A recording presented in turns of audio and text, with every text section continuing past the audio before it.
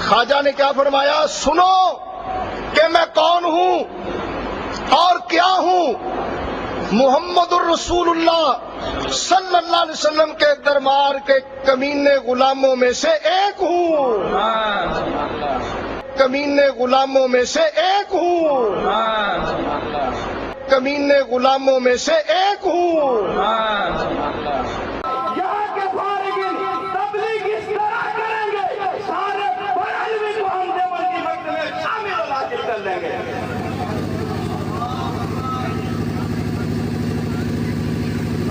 نعرہ تکبیر، نعرہ رسالت، علماء اہل سنت۔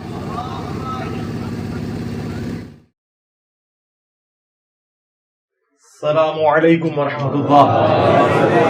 لا حول ولا قوة الا باللہ، حسبنا اللہ ونعم الوکیل، یا حی یا قیوم برحمتک استغیث، لا الہ الا انت سبحانک انی کنت من الظالمین، ربنا آتنا من لدنک رحمہ وہیئ لنا من امرنا رشدا، اللہم صل علی محمد وعلى آل محمد وأصحاب محمد وأزواج محمد وأمة محمد أجمعين إلى يوم الدين آمين۔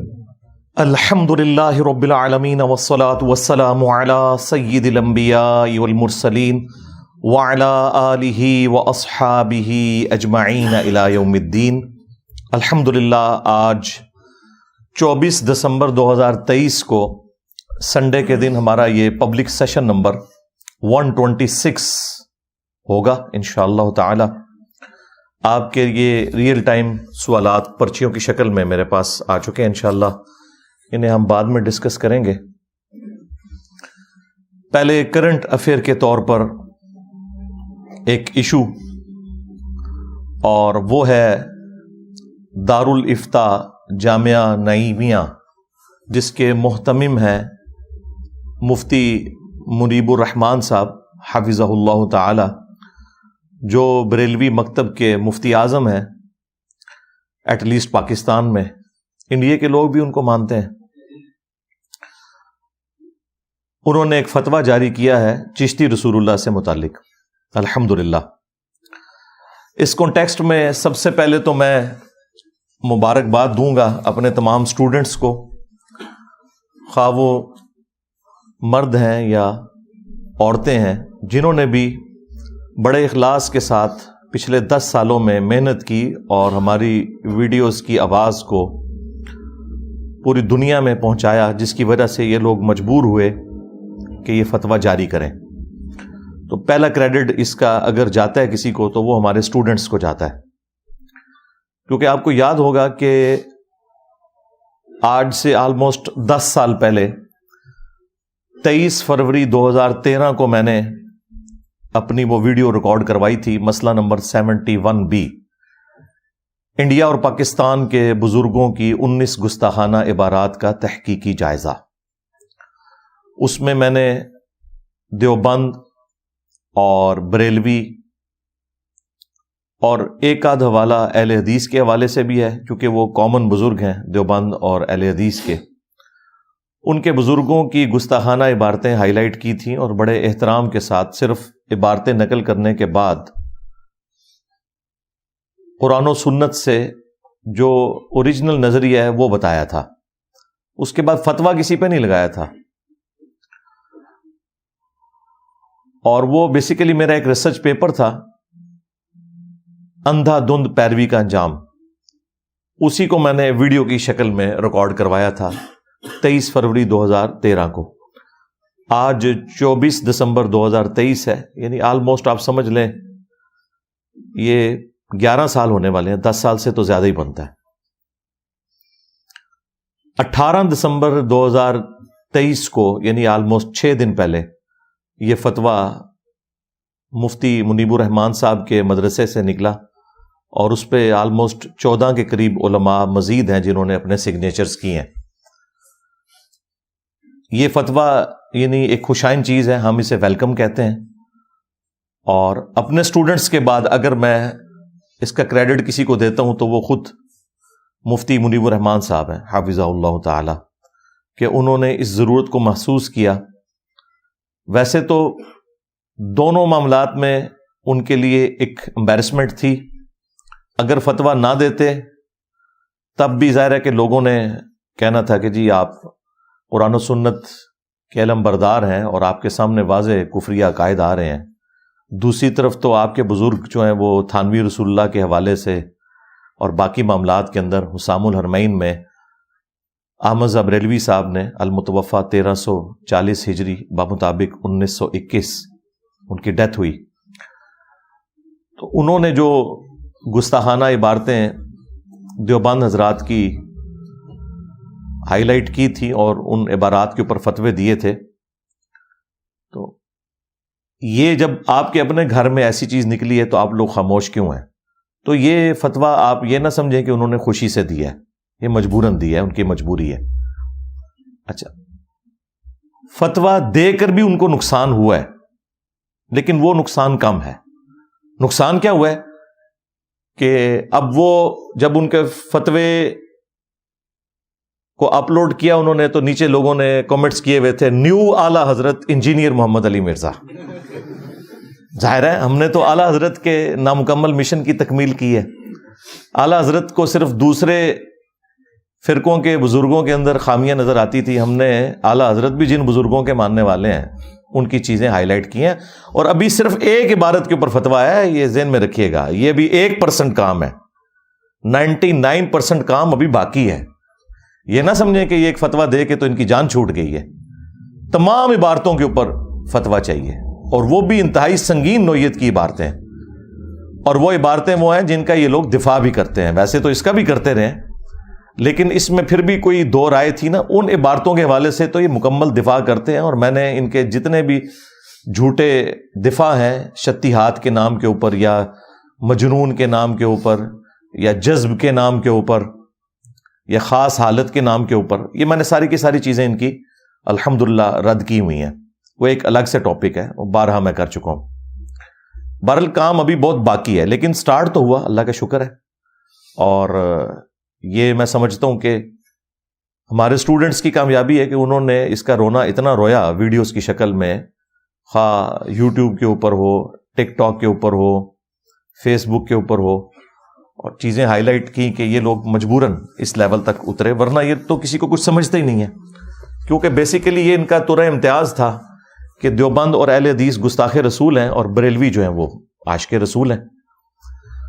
تو اگر یہ گستاخی مانتے ہیں تو ان کے لیے ایک بہت بڑی تکلیف دہ چیز تھی. یہ آپ سمجھ سکتے ہیں اس تکلیف کو اگر غور و تفکر کریں، کہ جو اس فرقے کا زوم تھا، جو اس فرقے کی تمکنت تھی، جس کی بنیاد کے اوپر یہ لوگ کھڑے تھے، وہ تو مر گیا. ہاں اور تمکنت تو مر گیا. ٹھیک ہے، تو اس اعتبار سے یہ ان کے لیے ڈیسیژن کرنا کوئی آسان کام نہیں تھا. لیکن بہرحال انہوں نے 2 موتوں میں سے ایک موت قبول کر لی، یعنی وہ بھی موت تھی اگر فتویٰ نہ دیتے، فتویٰ دے کر بھی موت ہے. ظاہر ہے کہ پھر انہوں نے مان لیا کہ یہ انجینئر صاحب کی وجہ سے ہمیں چیزیں ہائی لائٹ ہوئی ہیں. اس سے پہلے تو ہم لوگوں نے گونگے شیطان بن کے نہ صرف خاموشی اختیار کی ہوئی تھی، بلکہ اہل حدیثوں کے ساتھ، دیوبند کے ساتھ جب ہمارے مناظرے ہوتے تھے تو ہم انہی عبارتوں کا دفاع کیا کرتے تھے. ایون یہ چشتی رسول اللہ والی عبارت کا بھی ان لوگوں نے دفاع کیا ہوا ہے. خواجہ نے کیا فرمایا؟ سنو کہ میں کون ہوں اور کیا ہوں. محمد الرسول اللہ صلی اللہ علیہ وسلم کے دربار کے کمینے غلاموں میں سے ایک ہوں. کمینے غلاموں میں سے ایک ہوں. کمینے غلاموں میں سے ایک ہوں. تو یہ جو فتویٰ آیا ہے یہ 4 پیجز کے اوپر مشتمل ہے فتویٰ. ہم انشاءاللہ وہ پورا فتویٰ بھی اپنی ویڈیو کے اندر لگا دیں گے. اس فتوے میں کافی ساری انہوں نے باتیں کی ہیں. ظاہر ہے کہ ایک لائن میں تو فتویٰ نہیں دینا تھا، انہوں نے اپنا پوائنٹ آف ویو بھی کلیئر کرنا تھا، اور میرے حوالے سے بھی اپنا غصہ نکالنا تھا. وہ انہوں نے خوب نکالا ہے اس کے اندر نام لیے بغیر. ظاہر ہے میری وجہ سے ہی ہوا ہے سب کچھ. تو اس فتوے کے اوپر میں نے اپنی ورڈکٹ دینی ہے آج انشاءاللہ تعالی، تاکہ ایک تو ان کے لیے اپریسیشن والا مسئلہ بھی ہو جائے. وہ لوگ جو یہ سمجھتے ہیں کہ ہم لوگ یہ بددیانتی کے ساتھ یہ سارے معاملات کر رہے تھے صرف ایک فیم حاصل کرنے کے لیے، نعوذ باللہ من ذالک، یا انہیں ڈی فیم کرنے کے لیے، تو ان کے منہ بھی بند ہو جائے کہ جب کوئی اچھا کام کرے گا ہم اسے اپریشیٹ کریں گے. پلس یہ جو سمجھ بیٹھے ہیں کہ ہم نے ایک فتویٰ دے کے تو اب ہماری جان چھوٹ جانی ہے، نا نا نا نا، بالکل نہیں چھوٹنی. ہاں، جدو تک تہاڈا آخری بزرگ اپنی طبعی موت مر کے اور ان کی کتابیں اپنی موت مر کے قبر میں نہیں چلی جاتی نا، اور میں ان کی قبروں کے اوپر وکٹری کا نشان بنا کے ہاں بیٹھ نہیں جاتا نا، اس وقت تک یہ معاملہ ختم نہیں ہونا. کیونکہ یہ ایک فتویٰ دے کے ایک عبارت کے اوپر جو باقی پوری کی پوری تصوف کی کتابوں میں گستاخانہ عبارتیں موجود ہیں رسول اللہ کے حوالے سے صلی اللہ علیہ وآلہ وسلم، اللہ تعالیٰ کے حوالے سے تو یہ شتیہات کا سہارا لے لیتے ہیں، اور وہ بھی ان کی ایک ڈھونگ ہے، ہم اسے نہیں مانتے. با خدا دیوانہ باش با محمد ہوشیار، خود کہتے ہیں جی اللہ کے لیے دیوانگی ہو سکتی ہے، محمد صلی اللہ علیہ وآلہ وسلم کے لیے گستاخی کی کوئی تعویل نہیں ہوگی. تو وہ میں انشاءاللہ تعالیٰ اسے بھی بریف کروں گا 5 علمی پوائنٹس کی شکل میں انشاءاللہ اس فتوے کے جو کرٹیکل چیزیں ہیں ان کو میں انشاءاللہ ریبٹل کروں گا، اور اس کے بعد اپنی آخری گزارشات کچھ رکھوں گا اسی حوالے سے، اور اینڈ پہ جا کے میں وہ اپنا سیکرٹ بھی ویڈیو کے اندر ریویل کر دوں گا کہ یہ سب کچھ میں نے کیوں کیا، میں نے یہ راستہ کیوں اختیار کیا کہ ان کے بزرگوں کو اس طریقے سے ڈی فیم کر کے اور ان کے فرقے کو اس طریقے سے ڈیمیج پہنچایا جائے. میں نے وہ راستہ اختیار نہیں کیا کہ صرف قرآن و سنت کے دلائل پیش کیے جائیں. وہ کام باقی لوگوں نے بھی تھوڑے یعنی اپنی حیثیت کے مطابق کیا. میں نے تو الحمدللہ ہر چیز ریفرنس سے بتائی، لیکن پیرلل میں یہ میں نے ساتھ ان کو دوائی کیوں دی وہ بھی انشاءاللہ میں اس کے اوپر بھی ڈسکشن کروں گا. لیکن تفصیل میں جانے سے پہلے ایک دفعہ دروشی پڑھ لیں. اللہم صلی علی محمد وعلی آل محمد واصحاب محمد وازواج محمد وامت محمد اجمعین الی یوم الدین آمین.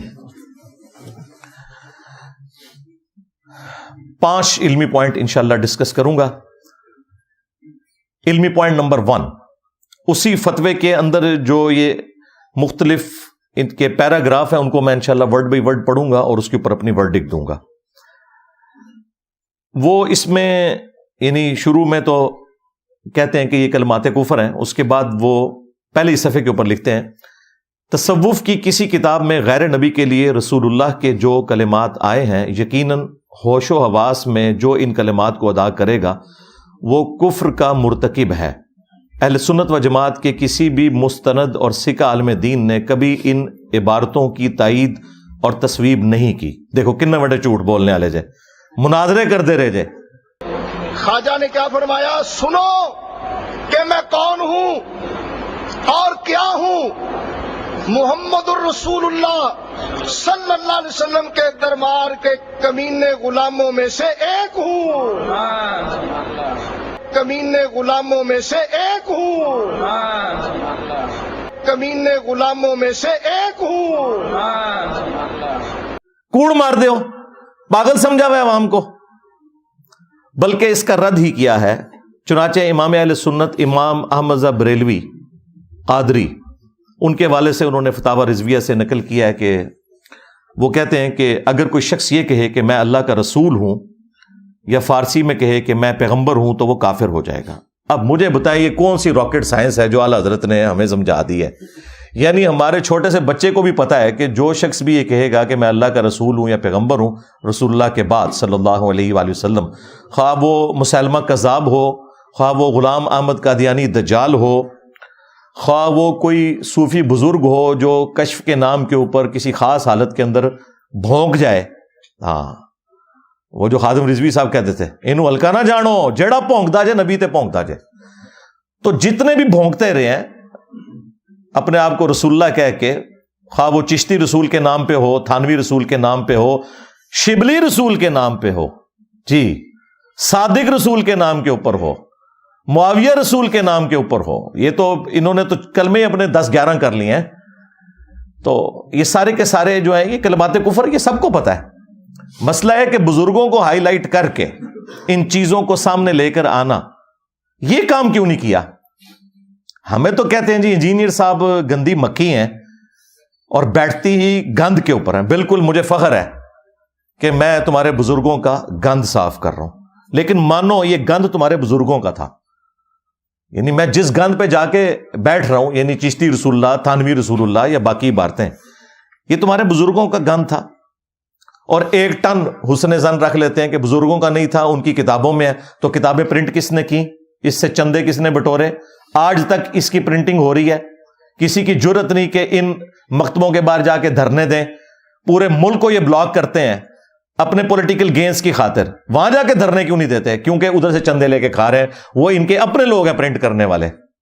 ہاں، کشف المحجوب ہو، حشت بہشت ہو، تذکرۃ الاولیاء ہو، یہ ساری کی ساری کتابیں یہ لوگ خود پرنٹ کرتے ہیں، آج تک پرنٹ کر رہے ہیں.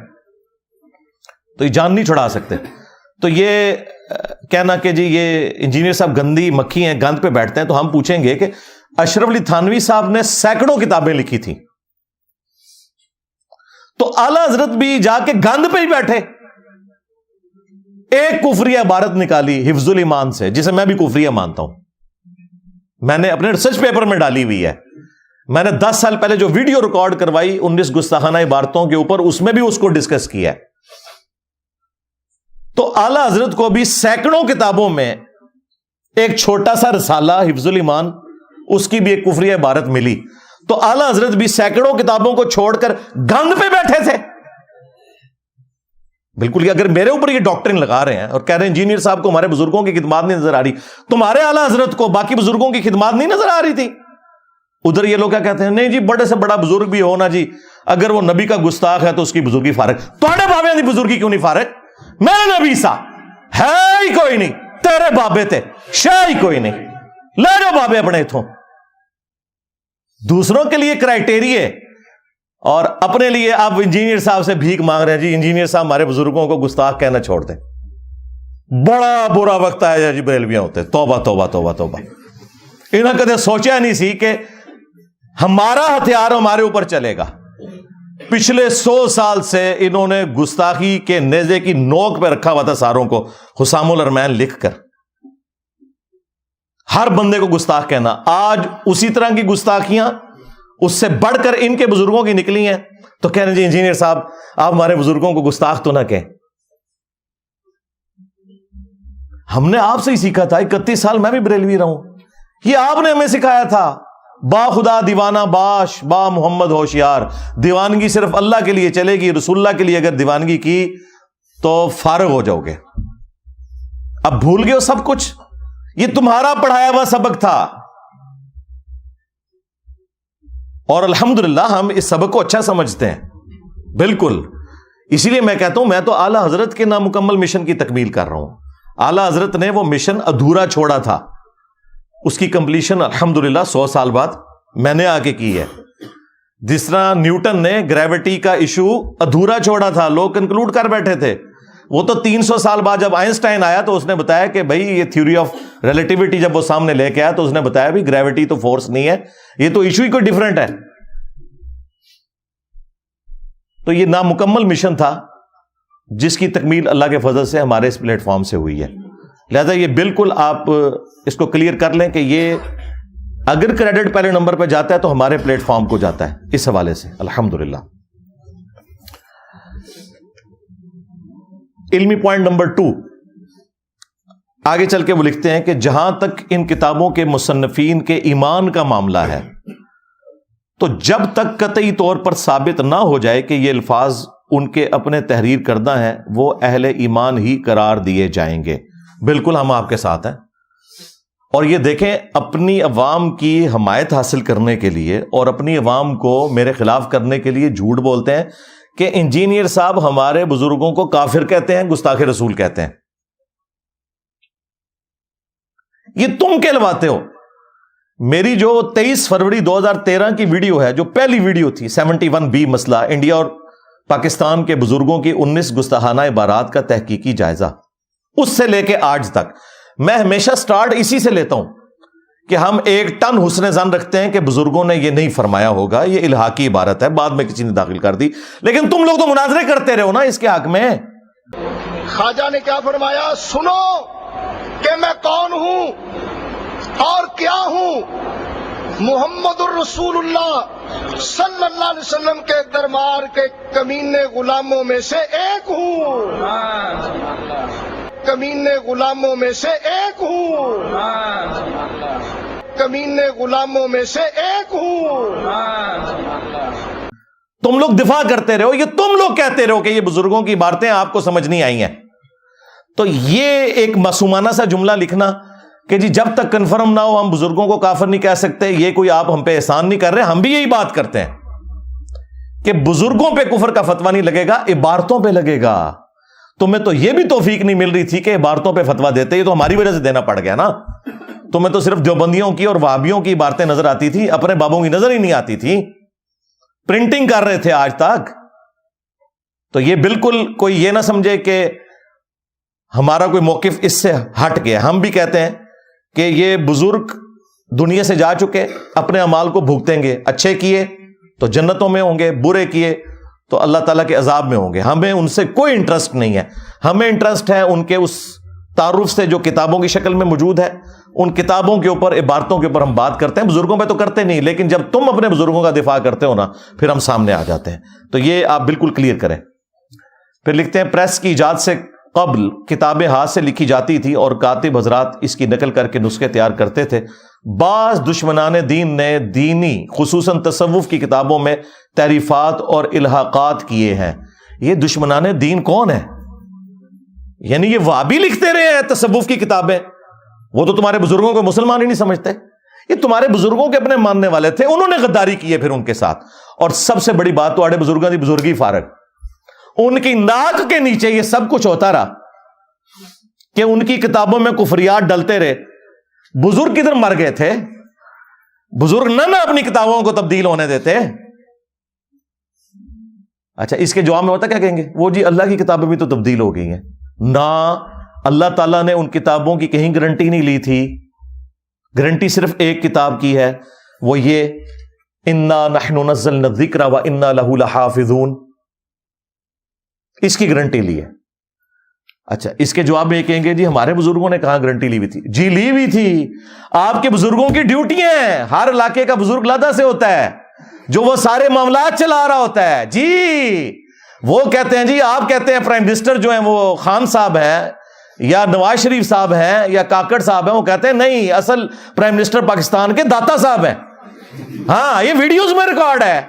اسلامی جمہوریہ پاکستان، اس وطن میں ایک تو ہے ملکی حکمران جو بدلتے رہتے ہیں، مگر اس ملک کے روحانی تاجدار، اصل بادشاہ میرے داتا صاحب رحمت اللہ تعالی علیہ حضرت سیدنا علی بن عثمان حجویری المعروف سیدنا داتا گنج بخش رضی اللہ تعالی عنہ۔ تو پھر داتا صاحب سے ہی پوچھیں گے نا کہ سرکار کشف المحجوب کے اندر جو کفریات لکھے ہیں یہ کیوں داخل ہو گئے آپ کی کتابوں میں؟ ڈیوٹی پوری نہیں کی تھی؟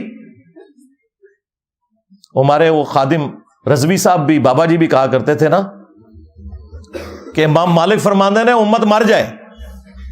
ہاں، امام مالک کہتے ہیں کہ امت مر جائے اگر نبی کی گستاخیاں ہو رہی ہیں اور امت وہ گستاخیاں نہیں روک رہی۔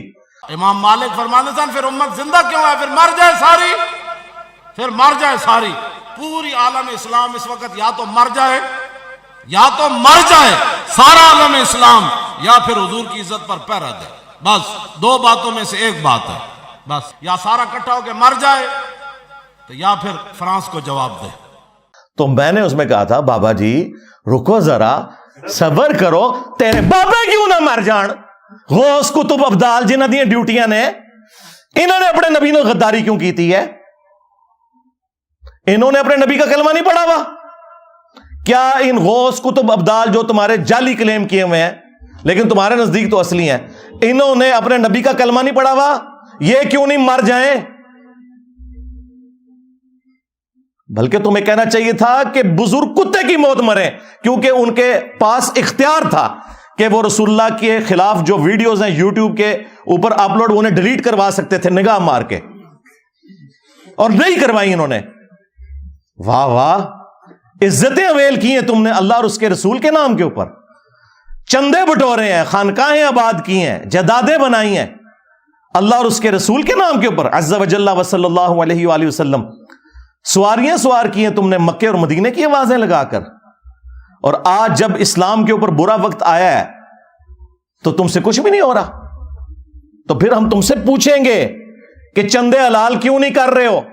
تمہارے بزرگوں کی ڈیوٹیاں تھی، تمہیں کہنا چاہیے پہلے بزرگ مر جائیں کہ رسول اللہ کی گستاخیاں ہو رہی ہیں، یہ نگاہ مار کے کچھ نہیں کر رہے. اللہ نے کچھ نہیں کرنا. ہاں، وہ ابراہ کا لشکر ایک ہی دفعہ اللہ نے ہلاک کیا تھا، اس سال کو یادگار بنانا تھا کیونکہ اس سال رسول اللہ صلی اللہ علیہ وآلہ وسلم کی ولادت ہونی تھی. اس کے بعد یزید کے دور میں، عبد الملک بن مروان کے دور کے اندر کعبے کے اوپر چڑھائی ہوئی ہے، مسجد نبوی کی توہین ہوئی ہے. اللہ تعالیٰ نے دنیا کو بقدر ایفرٹ چھوڑا ہوا ہے. یہ بات بالکل درست ہے کہ امت کا کام ہے کہ وہ کام کرے، لیکن امت میں تو بڑے یہ ہیں نا، ان کے غوث کتب ابدال جو نگاہیں مار سکتے ہیں. اس کا مطلب ہے یہ سارا فراڈ ہے، کچھ بھی نہیں کوئی کر سکتا. دیکھو تم لوگوں نے 1200 سال سے امت کو ٹرک کی بتی کے پیچھے لگایا ہوا تھا، اور ان کی کتنی دھاگ بٹھائی ہوئی تھی، جو نگاہ مار کے تینج کر دیتے ہیں. کتنے ہونا آپ مر گئے نا، کیوں نہیں گستاخانہ ویڈیوز ڈیلیٹ کرواتے؟ اپنی کتابوں میں جو گستاخانہ عبارتیں ہیں یہ ان کے بعد ان کے کاتبین لکھتے رہے، یہ یا خود لکھواتے رہے، واللہ عالم، ہمیں نہیں پتا. ہم نہ ادھر کی طرف کھڑے ہوتے ہیں نہ ادھر کی طرف، چلے حسن ظن رکھ لیتے ہیں بعد کے لوگوں نے کیا ہے. تو یہ بابے کدھر بھر گئے؟ ان کا کام نہیں تھا کہ اپنی نوکری حلال کرتے؟ دیکھیں انہوں نے نمک حرامی کی، بقول ہی نہیں کہ انہوں نے رسول اللہ کے ساتھ غداری کی صلی اللہ علیہ وآلہ وسلم، تو اللہ تعالیٰ نے ان سے کیسا بدلہ لیا ہے. اتنی بڑی بلا ان کے اوپر چھوڑ دی ہے. میرے نبی سا ہے ہی کوئی نہیں، تیرے بابے تھے شے ہی کوئی نہیں. اچھا، اب یہاں پہ میں ایک اور چیز بھی عرض کر دوں کہ یہ جو ان کا دھوکہ ہے نا کہ جی جو عبارتیں ہمارے بزرگوں کی کفریات ہیں یہ بعد میں شامل کر دی ہیں، تو آپ صرف ان کتابوں سے وہ باتیں لے لیں جو قرآن و سنت کے مطابق ہیں، باقیوں کو چھوڑ دیں. ہم کیوں لیں ان کتابوں سے؟ کیا آپ غلام احمد قادیانی دجال کی کتابوں کے بارے میں بھی یہ بات کریں گے کہ اس میں جو قرآن و سنت کے مطابق ہے وہ لے لو اور باقی چھوڑ دو؟ کہیں گے نہیں، اس کی گمراہی تو مسلمہ ہے. تو آپ کے بزرگوں کی بھی جو انٹروڈکشن ہے، ان کا جو تعارف ہے، وہ انہی کتابوں سے ہے. یہ ذہن میں رکھیے گا. If there is no کشف المحجوب there is no علی بن عثمان حجویری. اگر کشف المحجوب ختم ہوتی ہے نا تو علی حجویری نام کی کوئی شخصیت نہیں ہے. ویسے آپ نام دے کے کوئی بھی بزرگ کھڑا کر لیں، ان بزرگوں کی دھونس، ان کے مراتب، آپ نے جس چیز کے اوپر کلیم کیے تھے وہ ان کی کتابیں تھیں. کتابوں میں آپ نہ سمجھیں چاند ایک گستاخی ہیں، یہ پوری کی پوری کتابیں کفریات کا پلندہ ہے، سوائے آیات اور احادیث کے، اور وہ بھی جو صحیح حدیث ہیں اس میں وہ ساری کی ساری تعلیمات ہی قرآن و سنت کے خلاف ہیں.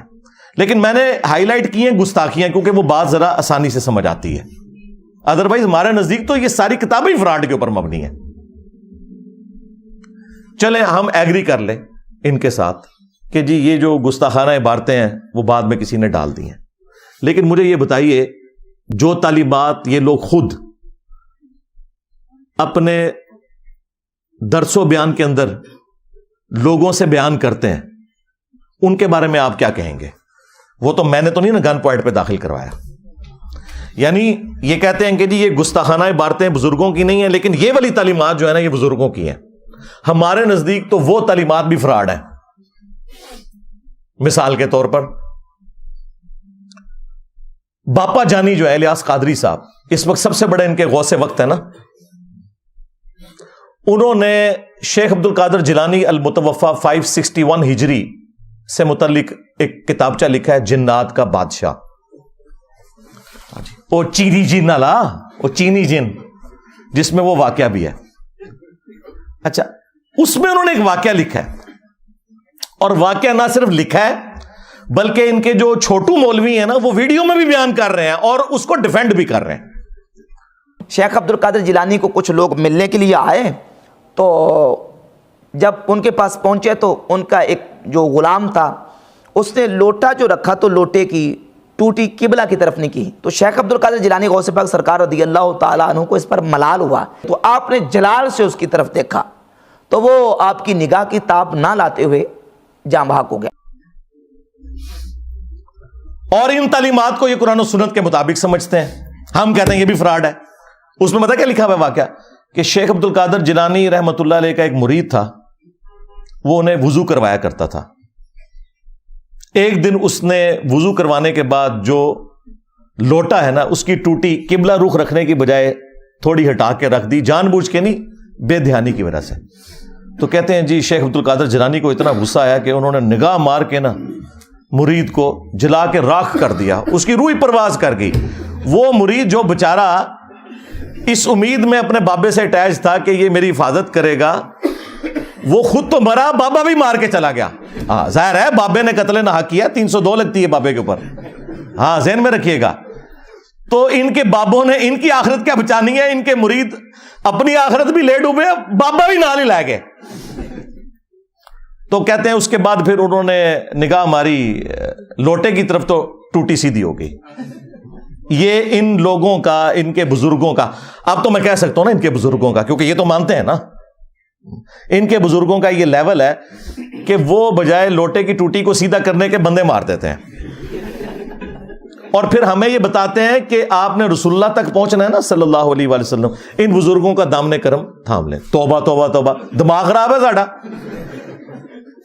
جو اپنے مریدوں کو جلا کے راکھ کر دیں, یوٹیوب سے گستاخانہ ویڈیوز نہ ڈیلیٹ کروا سکیں, ان کے ساتھ ہم نے اٹیچ ہونا ہے, ہمارا دماغ خراب ہوا ہے. اب دیکھیں اس سے کتنے مدنی پھول نکلتے ہیں. ہاں میرا دماغ کدھر جاتا ہے. سب سے پہلا مدنی پھول تو یہ ہے کہ ان کے بابے جو ہے نا قتل ناحق کرتے تھے, 302 ان پہ لگتی تھی, اور قرآن میں ہے جس نے کسی مؤمن کو ناحق قتل کر دیا وہ ہمیشہ کی جہنم میں.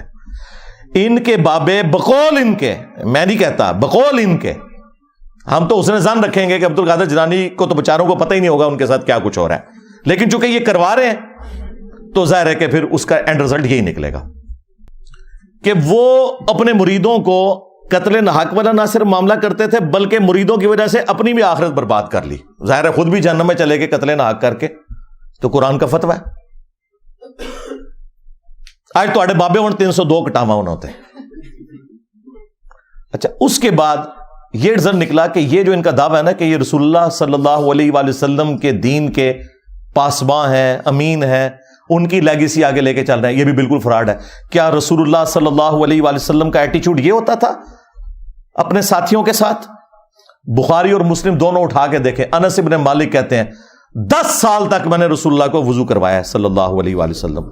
وہ کہتے ہیں میں چھوٹی عمر کا بچہ تھا, 10 سال کی عمر میں میری والدہ ام سلیم مجھے رسول اللہ کی خدمت کے لیے چھوڑ کے چلی گئیں, اور 10 سال میں نبی الاسلام کے ساتھ رہا. کہتے ہیں ان 10 سالوں میں کبھی ایسا نہیں ہوا کہ نبی الاسلام نے مجھے ڈانٹا ہو, مجھے کبھی یہ کہا ہو کہ تم نے یہ کام کیوں کیا, یہ کام کیوں نہیں کیا. وہ کہتے ہیں کئی بار نبی الاسلام مجھے کسی کام سے روانہ کرتے تو میں بچوں میں کھیلنا شروع کر دیتا. یار 10 سال کا بچہ کھیلے گا ہی نا. نبی الاسلام نے کبھی نہیں مجھے ڈانٹا. کبھی آپ صلی اللہ علیہ وآلہ وسلم گھر سے باہر نکلتے اور مجھے بچوں میں کھیلتے ہوئے دیکھتے تو پیار سے بلاتے, انیس, نام تھا انس, پیار سے بلاتے انیس, بیٹا میں نے تم نے فلاں کام کے لیے کہا تھا. وہ کہتے اچھا یا رسول اللہ میں جاتا ہوں. بس نہ ڈانٹا کبھی, نہ مارا پیٹا. اور تمہارے بزرگ جو کہتے ہیں ہم رسول اللہ کے ماننے والے ہیں, ہم آپ کو رسول اللہ تک پہنچائیں گے, پہلے آپ تک پہنچ جاؤ. یہ میں آپ کو کمپیریزن بتا رہا ہوں. لہذا یہ جو تم لوگ کلیم کر رہے ہو نا کہ ہمارے بزرگوں کی کتابیں بدل گئی ہیں, تو جو باتیں تم کتابوں سے بیان بھی کر رہے ہو نا بغیر بدلی ہوئی, ہمارے نزدیک وہ بھی قرآن و سنت کے خلاف ہیں. سمجھ رہے ہیں نا میں کیا کہنا چاہ رہا ہوں؟ ہاں اگر نہیں سمجھ آ رہی تو میں ایک اور مثال پیش کر دیتا ہوں. ان کے وہ اس وقت میٹھے میٹھے ایک مبلغ جو طارق جمیل صاحب کے مقابلے پہ انہوں نے لانچ کیے ہیں, ثاقب رضا مصطفی صاحب, ہائے ہائے ہائے ہائے, وہ خواجہ باب الحق نقشبند کے بارے میں بتا رہے ہیں کہ ان کی ایک مریدنی تھی.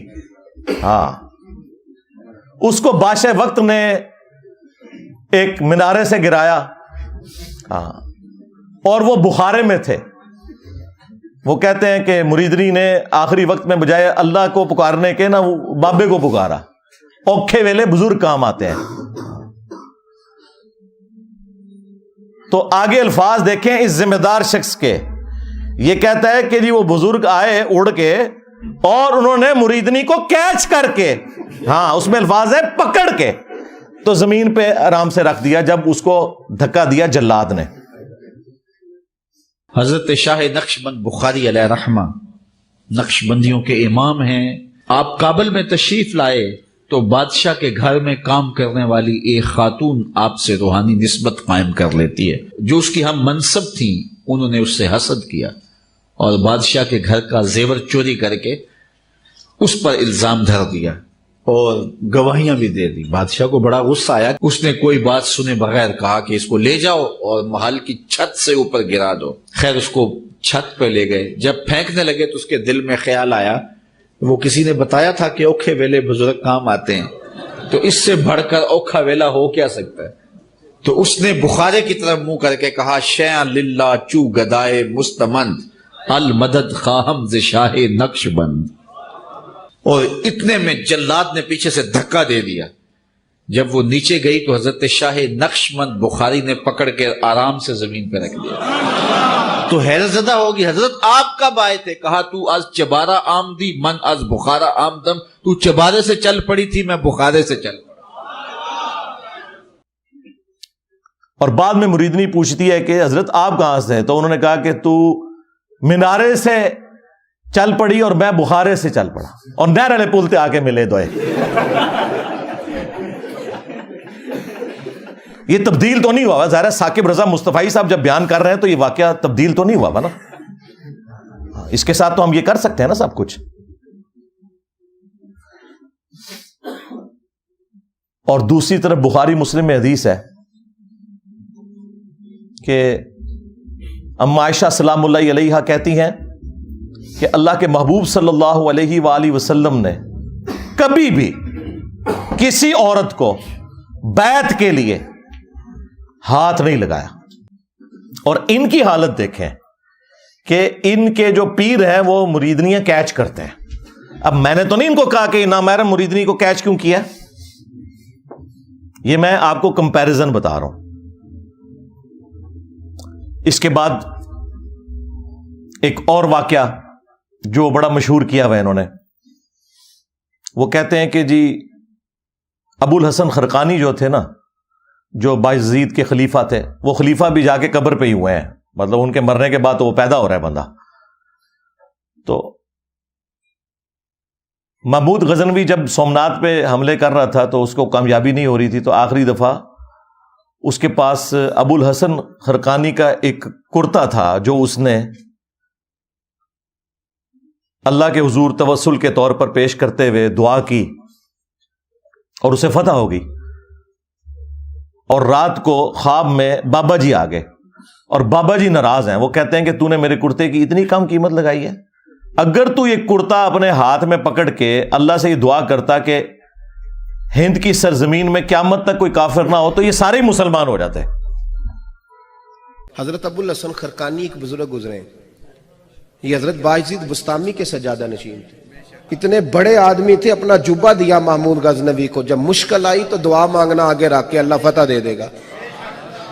تو محمود کہتے ہیں جب سومنات کے مندر نہیں فتح ہو رہے تھے تو میں نے بابے کا جبہ سامنے رکھ کے دعا کی تو اللہ نے مجھے فتح دے دی. کہتے ہیں بابا جی رات خواب میں ملے تو کہنے لگے تو نے کیا قیمت ڈالی میرے جبے کی؟ کہا حضور کیا مطلب؟ فرمانے لگے تو میرا جبہ سامنے رکھ کے دعا کرتا کہ یا اللہ ہندوستان کے سارے کافر مسلمان ہو جائیں تو اللہ نے توفیق ایمان دے دینی. یہ تو نے کیا دعا مانگی ہے؟ یہ تعلیمات بتاتے ہیں اور پھر سبحان اللہ پڑھتے ہیں. اور یہ واقعہ تذکرۃ الاولیاء کے اندر بھی لکھا ہوا ہے شیخ فرید الدین عطار نے. اب یہ واقعات بیان کرتے ہیں تو ہم اس کے مقابلے میں انہیں بتائیں گے کہ بھائی اگر ان کرتوں سے کوئی فرق پڑتا تو اس کائنات میں سب سے عظیم کرتا تو رسول اللہ کا ہے صلی اللہ علیہ وآلہ وسلم. صحیح مسلم میں حدیث ہے، اسما بنت ابی بکر نے نبی الاسلام کا کسروانی طیالسی ایک کالا جبہ وہ نکالا اور انہوں نے بتایا کہ یہ وہ جبہ ہے جو نبی الاسلام پہنا کرتے تھے اور اس کے دھون کو ہم مریضوں کے لیے شفا کے طور پر استعمال کرتے ہیں. نبی الاسلام کا کرتا مبارک جو صحیح تبرک بھی ہے، جس سے صحابہ کرام نے تبرک بھی حاصل کیا، وہ کرتا جب نبی الاسلام خود پہنتے تھے، اس کرتے کو دیکھ کے تو مشرکین عرب نے اسلام قبول نہیں کیا. اور اس کے بعد رومنز اور پرشینز کے خلاف جب صحابہ کرام نے جنگیں لڑی ہیں تو وہ کرتا تو نہیں لے کے گئے، جس طرح یہ ابو الحسن خرقانی کے کرتے سے دعا کی ہے، انہوں نے تو رسول اللہ کے کرتے سے کوئی دعا نہیں کی ہے. وہاں تو 8,500 صحابہ اور تابعین شہید ہوئے ہیں جنگ قادسیہ میں، ہاتھیوں کے نیچے بھی آئے کئی، تب جا کے وہ پرشین امپائر جو ہے وہ مسلمانوں کے پاس آئی ہے. اور جنگ یرموک میں بھی ہزاروں صحابہ اور تابعین شہید ہوئے ہیں، تب جا کے رومن امپائر کی کمر ٹوٹی ہے. ادھر تو کوئی کرتے نہیں لے کے گئے، سب کہانیاں بنائی ہوئی ہیں. پھر ہمارے وہ جو مرشد ہیں مصباحی صاحب، ہاں اب مصباحی صاحب جو کچھ بیان کر رہے ہیں بزرگ ہی لکھ کے گئے ہوئے ہیں. یہ کشف المجوب میں واقعہ لکھا ہوا ہے، اوپر دیکھا تو سونا، نیچے دیکھا تو سونا، درخت سارے کا سارا سونے کا اور پتے سونے کے اور جڑیں بھی. ہاں نا اینڈ تک کہتے ہیں ہاں نا، یعنی میں بھی ہوتا ہی سا. ہاں یہی مطلب ہوتا ہے نا. داتا حضور کشف المحجوب میں لکھتے ہیں یہ فکرے ان کی زبان سے تب ادا ہوئے جب اس درخت کے نیچے تھے جس کے اوپر میں چڑھا ہوا تھا. آپ فرماتے خدا کی عزت و عظمت کی قسم، پورا درخت، اس کی ٹہنیاں، اس کا تنا، اس کی جڑیں بھی سونے کی ہو گئی، سارا، ہاں سارے سونے کا ہو گیا. اب وہ جو ہے نا وہ مٹی اٹھانے کے لیے نیچے ہوا، تو نیچے دیکھا تو زمین سونے کی. زمین سونے کی ہے. یہ کیا ہوا؟ دائیں دیکھا تو سونا، بائیں دیکھا تو سونا، آگے دیکھا تو سونا، پیچھے دیکھا تو سونا. اب بابا جی نے کام کیا تھا، کیوں نہیں مٹی دیا ٹیماں پھڑان ڈیا، اور کہتا حضور کہاں سے پکڑاؤں، مٹی ہے ہی نہیں، جہاں تک نظر جاتی سونا ہی سونا ہے. بابا جی ایک سوال ہے بابا جی، اگر آپ ہوا میں سونا نکال سکتے ہیں بابا جی تو دیش کی غریبی کیوں نہیں مٹا دیتے بابا؟ جواب بابا جی، جب آپ خود سونا نکال سکتے ہو تو ہم لوگوں سے چندہ کیوں لیتے ہو بابا جی؟ جواب ہری اوم ہری اوم ہری اوم. یہ رانگ نمبر ہے، یہ رانگ نمبر ہے. تو یہ وہ تعلیمات ہیں جو ان کے بزرگوں کی کتابوں میں لکھی ہیں، یہ ڈیفینڈ کر رہے ہیں. ہم اس کے جواب میں پھر آپ سے نہ پوچھیں کہ تم بزرگوں کے بارے میں کلیم کر رہے ہو کہ وہ نیچے دیکھتے تھے سونا بنا دیتے تھے، درختوں کو سونے کا بنا دیتے تھے. خدا کے لیے سورہ بنی اسرائیل کے اندر جو کافروں نے رسول اللہ صلی اللہ علیہ وآلہ وسلم سے 9 معجزات مانگے تھے نا، ان میں سے ایک معجزہ یہ بھی تھا کہ اس کا کوئی سونے کا گھر بن جائے، تب اسے پیغمبر مانیں گے. تو اللہ تعالیٰ نے پتہ اس کے جواب میں کیا کہا کہ تم فرماؤ میں تو بشر ہوں، رسول ہوں، اللہ کا پیغام پہنچانے والا ہوں، یہ اللہ کے اختیار میں ہے. رسول اللہ صلی اللہ علیہ وآلہ وسلم کے لیے تو اوپر دیکھیں تو سونا، نیچے دیکھیں تو سونا تو نہیں ہوا، جہاں پہ نبوت بھی سٹیک پہ لگی ہوئی تھی اس حوالے سے کہ کافر وہ ڈیمانڈ کر رہے تھے معجزہ. تیرے بزرگوں کا اتنا مقام ہو گیا کہ ان کے لیے بعد میں یہ ساری چیزیں سونے کی بن جائیں گی. چلیں اس کے بارے میں کوئی کہہ لے گا جی وہ اللہ تعالیٰ کی مشیت یہ تھی کہ کافروں کو معجزے کے طور پہ یہ چیز نہیں دکھانی، صرف قرآنی معجزہ ہے. چلیں آگے چلتے ہیں. سورہ التوبہ میں اللہ تعالیٰ فرماتا ہے کہ غزوہ تبوک کے موقع پر جب کچھ غریب اصحاب رسول اللہ کے پاس آئے اور انہوں نے کہا یا رسول اللہ صلی اللہ علیہ وآلہ وسلم آپ ہمارے لیے کوئی ساز و سامان کا بندوبست کر دیں، کوئی سواری کا، 700 کلومیٹر دور جانا ہے رومن امپائر کے بارڈر کے اوپر تبوک کے لیے، تو ہم بھی آپ کے ساتھ چلیں گے. تو نبی الاسلام نے فرمایا کہ میں اپنے پاس کوئی ایسی چیز نہیں پاتا کہ میں تمہاری اس حوالے سے کوئی مدد کر سکوں، نہ سواری کے طور پہ نہ ساز و سامان کے طور پر. اے نبی تم دیکھتے ہو کہ یہ تم سے اس حال میں واپس پلٹتے ہیں کہ ان کی آنکھیں آنسوؤں سے تر ہوتی ہیں، اس غم کے سبب کہ وہ اپنے نبی کے ساتھ قتال میں شامل نہیں ہو سکیں گے. اب نبی الاسلام تو کہہ رہے ہیں کہ میں تو کوئی ایسی چیز نہیں پاتا کہ میں تمہاری مدد کر سکوں. تو اس موقع پر اوپر دیکھا تو سونا، نیچے دیکھا تو سونا کیوں نہیں ہو گیا؟ وہ تو جامع ترمذی میں آتا ہے کہ سیدنا عثمان ابن عفان رضی اللہ تعالیٰ عنہ علیہ السلام نے اللہ تعالیٰ کی راہ میں صدقہ اور خیرات کیا، سونے کی اشرفیاں اور اونٹ، اور وہ انہوں نے کمائے ہوئے تھے، وہ اوپر دیکھیں تو سونا، نیچے دیکھیں تو سونا نہیں تھے، تو تمہارے بزرگوں کے لیے ہم کیسے مان لیں؟ صحیح بخاری میں آتا ہے کہ سیدنا ابوبکر جب خلیفہ راشد بنائے گئے تو انہوں نے صحابہ کرام سے کہا کہ تم اچھی طرح جانتے ہو میرا کاروبار بڑا اچھا چل رہا تھا، لیکن اب تم نے حکومت کی ذمہ داری میرے اوپر ڈال دی ہے، تو میرے بال بچوں کا کیا بنے گا؟ میرے لیے کوئی وظیفہ مقرر کرو۔ تو صحابہ کرام نے پھر مشورہ کر کے ایک جو عام مہاجر کا وظیفہ تھا وہ خلیفہ راشد کے لیے مقرر کیا، اور بخاری کے الفاظ بتا کیا ہے کہ ابوبکر امور حکومت چلائیں گے اور اس کے عوض جو مسلمان ہیں وہ ان کے بیوی بچوں کا خرچہ اٹھائیں گے۔ کتنی گستاخی ہے کہ ابوبکر کے گھر والوں کا خرچہ مسلمان اٹھا رہے ہیں ان کے بقول، لیکن ہمارے نزدیک ایسا ہی ہوتا ہے بھائی، یہ نہیں ہوا کہ حضرت ابوبکر نے مسلح اٹھایا تو نیچے سے سونا نکلا ہے، نہیں نکلتا ایسے سونا، ایسا تو نہیں ہوتا۔ اوپر دیکھیں تو سونا، اور دیکھیں یہ لوگ دعوے کرتے ہیں ہم جی صحابہ کرام اور اہل بیت کے ماننے، اور نسوے تو ہیں تو انہوں پتہ ہی نہیں صحابہ کرام اور اہل بیت دا کوئی، تسی بابیاں دے مننے والے ہو۔ یہی مصباحی صاحب ایک اور واقعہ سناتے ہیں ایک بزرگ کا، وہ کہتے ہیں کہ وہ سمندری جہاز کے ذریعے حج یا عمرے کے لیے جا رہے تھے، اور بار بار کیپٹن سے آگے پوچھتے تھے کہ بھئی کب آئے گا جدہ، تو وہ کہتا تھا ابھی تو یہ بندرگاہیں آئیں گی پھر، اور پھر وہی جو ان کی کہانی تھی وہ چھوڑ دی انہوں نے۔ وہ کہتے ہیں کہ جی وہ بزرگ جو ہیں وہ انہوں نے اپنی کرامت دکھائی، اور نے کہا جی کیپٹن صاحب لو پھر جدہ آ گیا جی۔ ہمارے بزرگوں نے کوئی لطیفے نہیں لکھے جی، یہ کتاب ہے تذکرہ غوثیہ، یہ غوث علی شاہ صاحب رحمۃ اللہ تعالی علیہ کے ملفوظات۔ فرماتے ہیں میں حج کرنے کے لیے گیا اور میں بمبئی بندرگاہ سے بحری جہاز پہ بیٹھا، کہتے اسی طرح جہاز بمبئی بندرگاہ سے نکلا، تھوڑا سا جہاز آگے گیا ہوگا تو ایک بابا جی آ گئے اور آ کے میرے والد صاحب کو کہتے ہیں مولوی صاحب یہ تو بتائیں جدہ کب آئے گا؟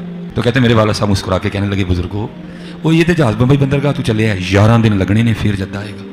کہتے ہیں بابا جی چلے گئے، عصر پڑھ کے پھر آئے، وہی سوال، میرے والد صاحب کا بھی وہی جواب، پھر چلے گئے، مغرب پڑھ کے پھر آئے، پھر وہی سوال۔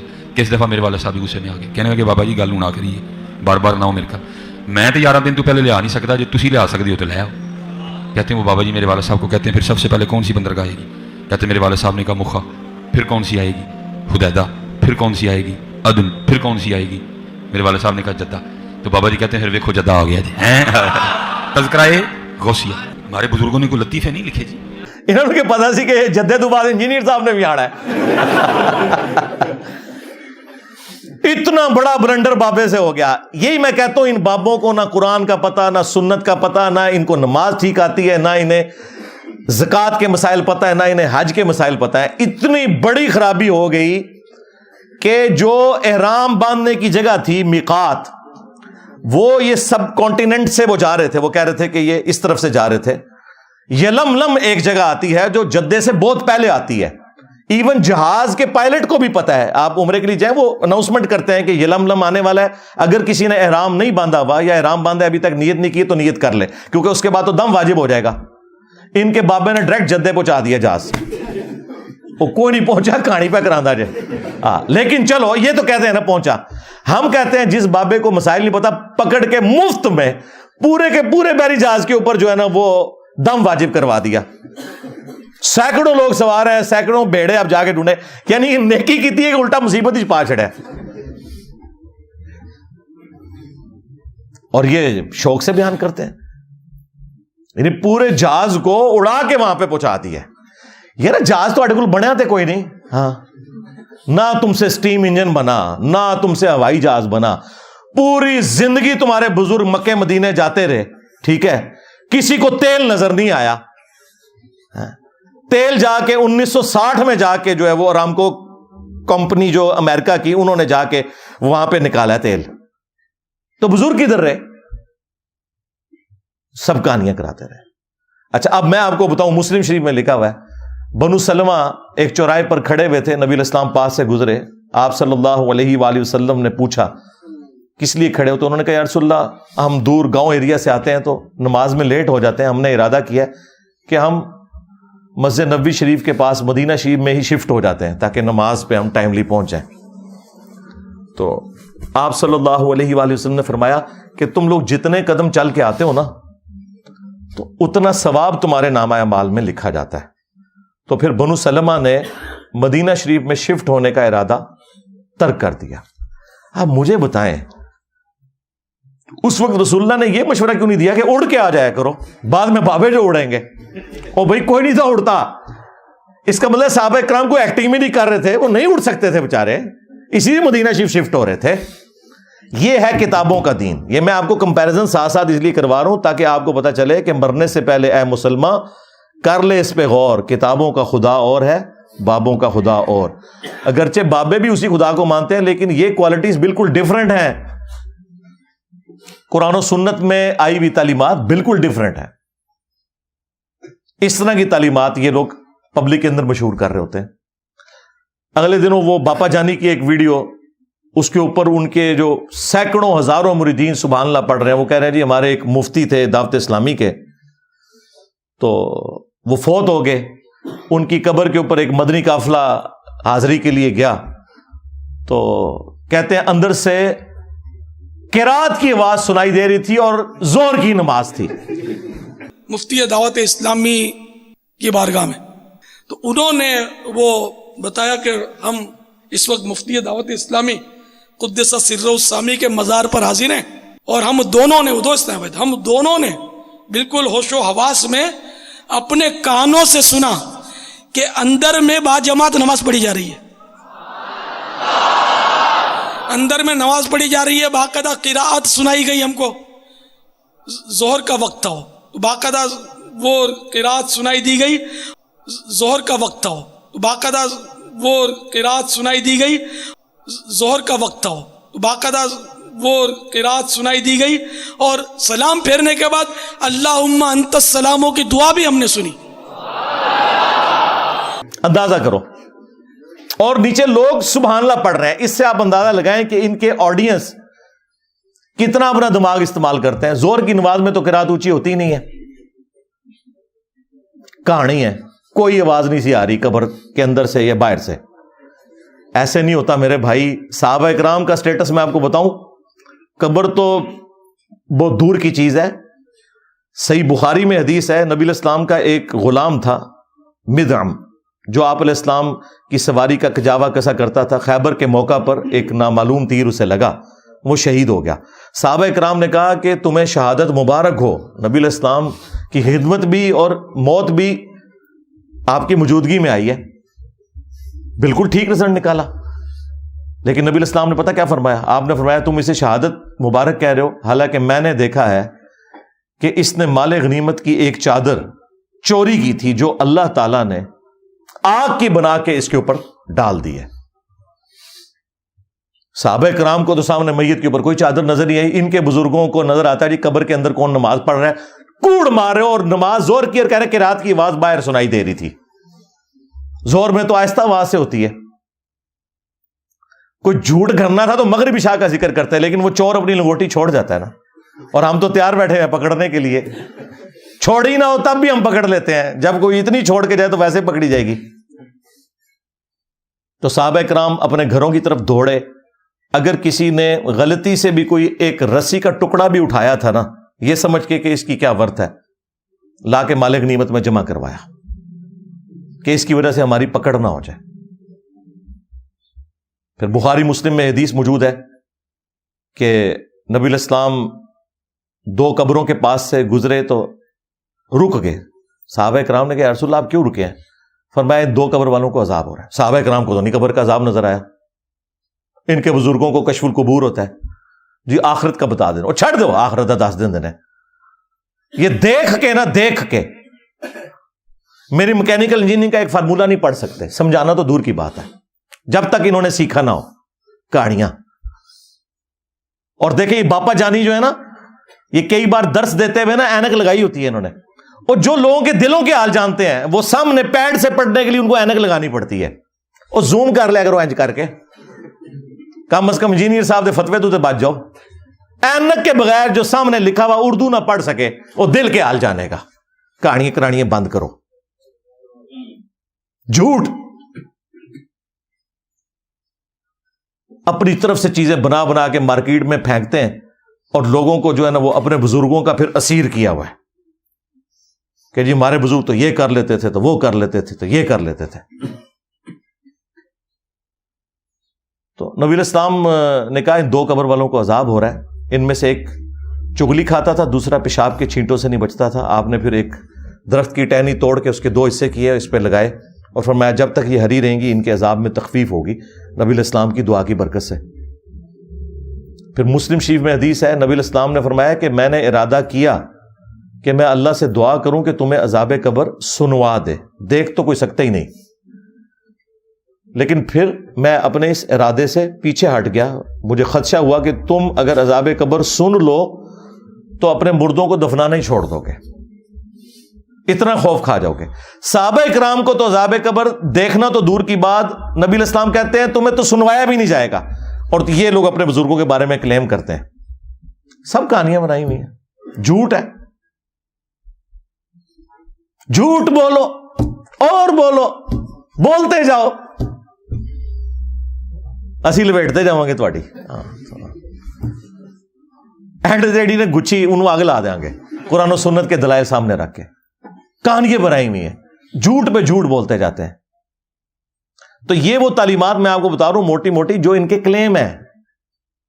اور جی بزرگ تھے تو وہ ان کا ایک مرید تھا، اس کی بیوی حافظ قرآن تھی، وہ بیچارہ کوہرا تھا، وہ پریشان ہو گیا. بیوی نے کہا میرے نڑے نہ لگی جو تک تو بھی حافظ نہ بنے.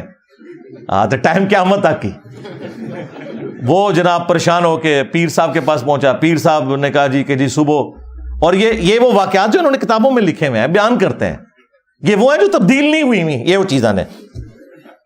کہتے ہیں جی وہ پیر صاحب نے صبح کے وقت جب سلام پھیرا فجر کی نماز میں، دائیں طرف جتنے تھے حافظ قرآن بن گئے، بائیں طرف جتنے تھے ناظرہ بن گئے. اور لوگ کہتے ہیں سبحان اللہ. اس طرح کوئی حافظ قرآن بنتا ہوتا تو صحابہ صفا کا جو چبوترا ہے 155 صحابہ کا، ان میں سے جو احادیث روایت کرنے والے صحابہ ہیں وہ تو چند ایک ہیں. حضرت ابو ہریرہ رضی اللہ تعالیٰ عنہ، اور ان کے لیے بھی خاص دعا تھی، بخاری مسلم میں آئی. تو وہ حدیثیں نہیں بھولتے تھے. وہ کہتے ہیں میں بھول جاتا تھا، پھر حضور نے میرے لیے دعا کی، میں پھر جو بھی نبی علیہ السلام سے سنتا تھا یاد کرتا تھا. لیکن انہوں نے بھی یہ نہیں ہوا کہ نبی علیہ السلام نے کوئی دائیں طرف سلام پھیرا تو ان کو ساری حدیثیں یاد ہو گئی ہیں، محنت سے یاد کی ہیں بعد میں بھی. یہ میں آپ کو فرق بتا رہا ہوں. ورنہ یہ اتنے لوگوں کی نبی علیہ السلام تعلیم کا اہتمام کیوں کرتے تھے؟ حتیٰ کہ مسند احمد میں آیا کہ غزوہ بدر کے جو قیدی تھے کافر، وہ چھوڑنے کے لیے یہ ان کے لیے فدیہ مقرر کیا گیا جن کے پاس پیسے نہیں تھے کہ تم لوگ مسلمانوں کو لکھنا پڑھنا سکھا دو. نبی علیہ السلام نے تو نہیں کہا کہ جس نے لکھنا پڑھنا سیکھنا ہے میرے پیچھے نماز نیت کرے، دائیں طرف سلام پھیروں گا سارے حافظ ہو جائیں گے، بائیں طرف سارے ناظرہ ہو جائیں گے. اس کا مطلب ہے کہ جو کچھ تم اپنے بزرگوں کے بارے میں کلیم کر رہے ہو نا، واقعات، وہ سب کے سب خود فراڈ کے اوپر مبنی ہے. ہم جو تم لوگ صحیح بیان کرتے ہو نا وہ بھی صحیح ماننے کے لیے تیار نہیں. جی شیخ عبد القادر جیلانی نے فرمایا کہ میرے سلسلے میں جو بھی داخل ہو گیا تو اللہ تعالیٰ نے مجھ سے گارنٹی مجھے دی ہے. اندازہ کرے غیر پیغمبر جو 500 سال بعد آیا اس کے بارے میں ایک کلیم کر رہے ہیں، اللہ نے اسے گارنٹی دے دی ہے. رسول اللہ کے بعد جو کہہ رہے ہیں مجھے اللہ نے گارنٹی دی ہے، تو سمجھ لو کہ اے مسلمہ کذاب دا چھوٹا پراج ہے، خواہ غلام قادیانی دجال ہے یا کوئی اور ہے. ہم نہیں کہتے کہ عبد القادر جیلانی نے یہ کہا ہوگا، لیکن ان کی ضد ہے. ہم کہتے ہیں اگر ضد ہے تو لو سامو، پھر فتوا لو ساڈے کو.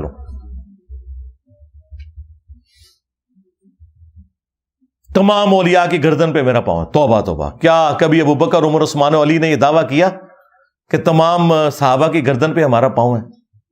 اور یہ آگے سبحان اللہ پڑھ رہے ہوتے ہیں. عقل کا ماتم کرے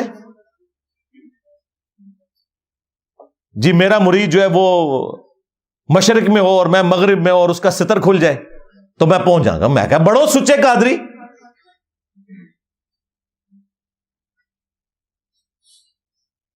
نیچے پجامہ یا کوئی انڈر ویئر پہن کے تو پبلکلی آپ لوگ اپنی تہمت کھول کے بتائیں اور شیخ عبد القادر جیلانی آ کے آپ کی تہمت باندھ دیں. وہ کہتے ہیں نہیں اس طرح تو بزرگوں کو چیک تو نہیں کرنا چاہیے نا، یہ تو ویسے انہوں نے فرمایا تھا. اور پریکٹیکلی ایک ہوا ہے انڈیا میں، ایک مولوی ان کا قادری تقریر کر رہا تھا، بڑا اچھل کود رہا تھا، اس کی شلوار اتر گئی. وہ آپ نے ویڈیو دیکھی ہوئی ہے نا. یہاں کے فارغین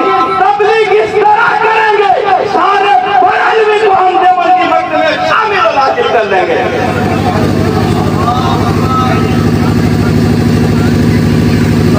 نعرہ تکبیر، نعرہ رسالت، علماء اہل سنت.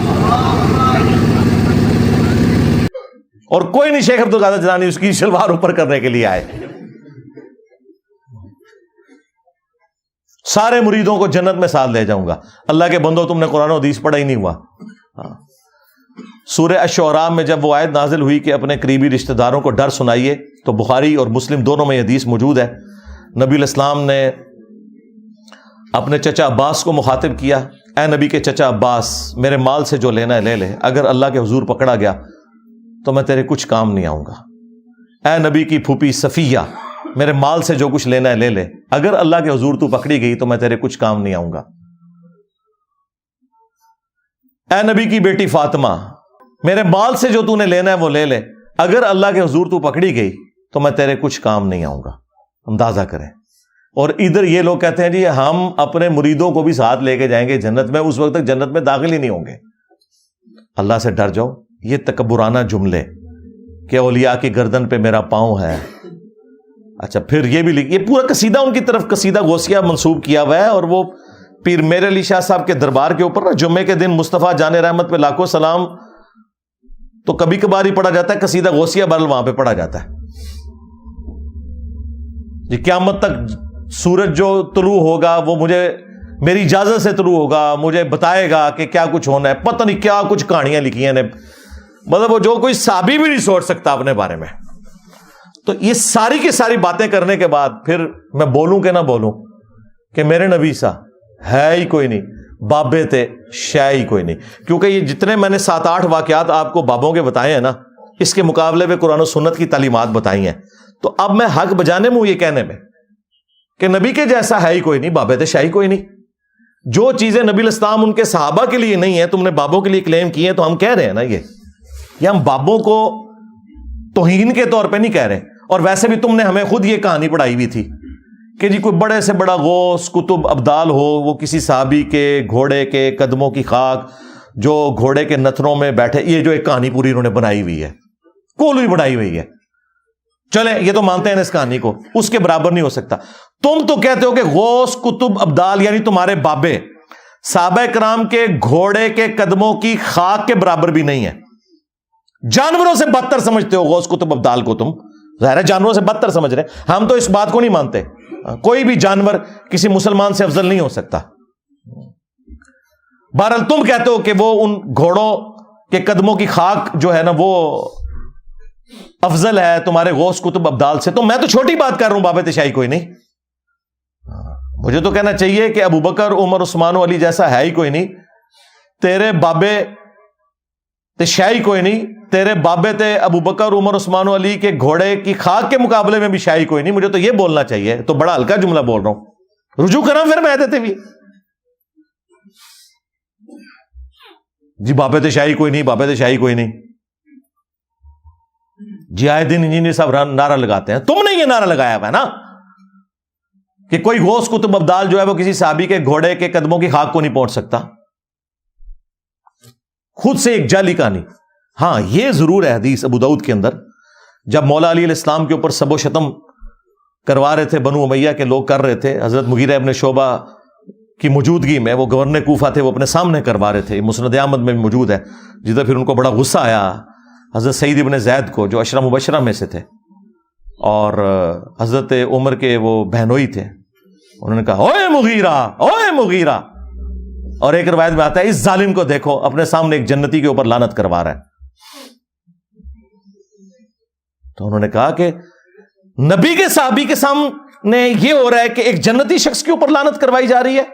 میں نے خود رسول اللہ سے سنا تھا ابو بکر جنت میں، عمر جنت میں، عثمان جنت میں، علی جنت میں، طلحہ جنت میں.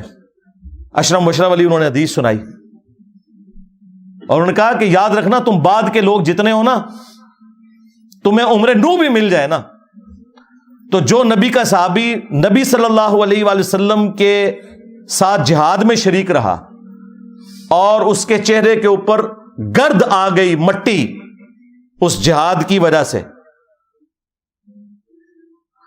تو کوئی شخص جو ہے عمر نو بھی اسے مل جائے نا، وہ پوری زندگی نیک اعمال کرتا رہے نا، وہ صحابی کے برابر نہیں ہو سکتا۔ حدیث میں یہ تھا کہ جس صحابی کے جسم پہ گرد آ جائے جہاد کرنے کی وجہ سے، اس صحابی کے برابر، عمر نوح کے برابر بھی کسی کو عمر مل جائے، وہ نیک اعمال کرتا رہے، نہیں پہنچ سکتا۔ انہوں نے کہانی بنا دی کہ جی گھوڑے کے قدموں کی خاک کے برابر بھی نہیں۔ جو صحیح بات ہے وہ میں نے آپ کو بتائی ہے کیا موجود ہے۔ تو جب تم کہو کہ کوئی بڑے سے بڑا غوث قطب ابدال کسی صحابی کے گھوڑے کے قدموں کی خاک کے برابر نہیں، تو تم خود ہی کہہ رہے ہو نا بابے شاہی کوئی نہیں۔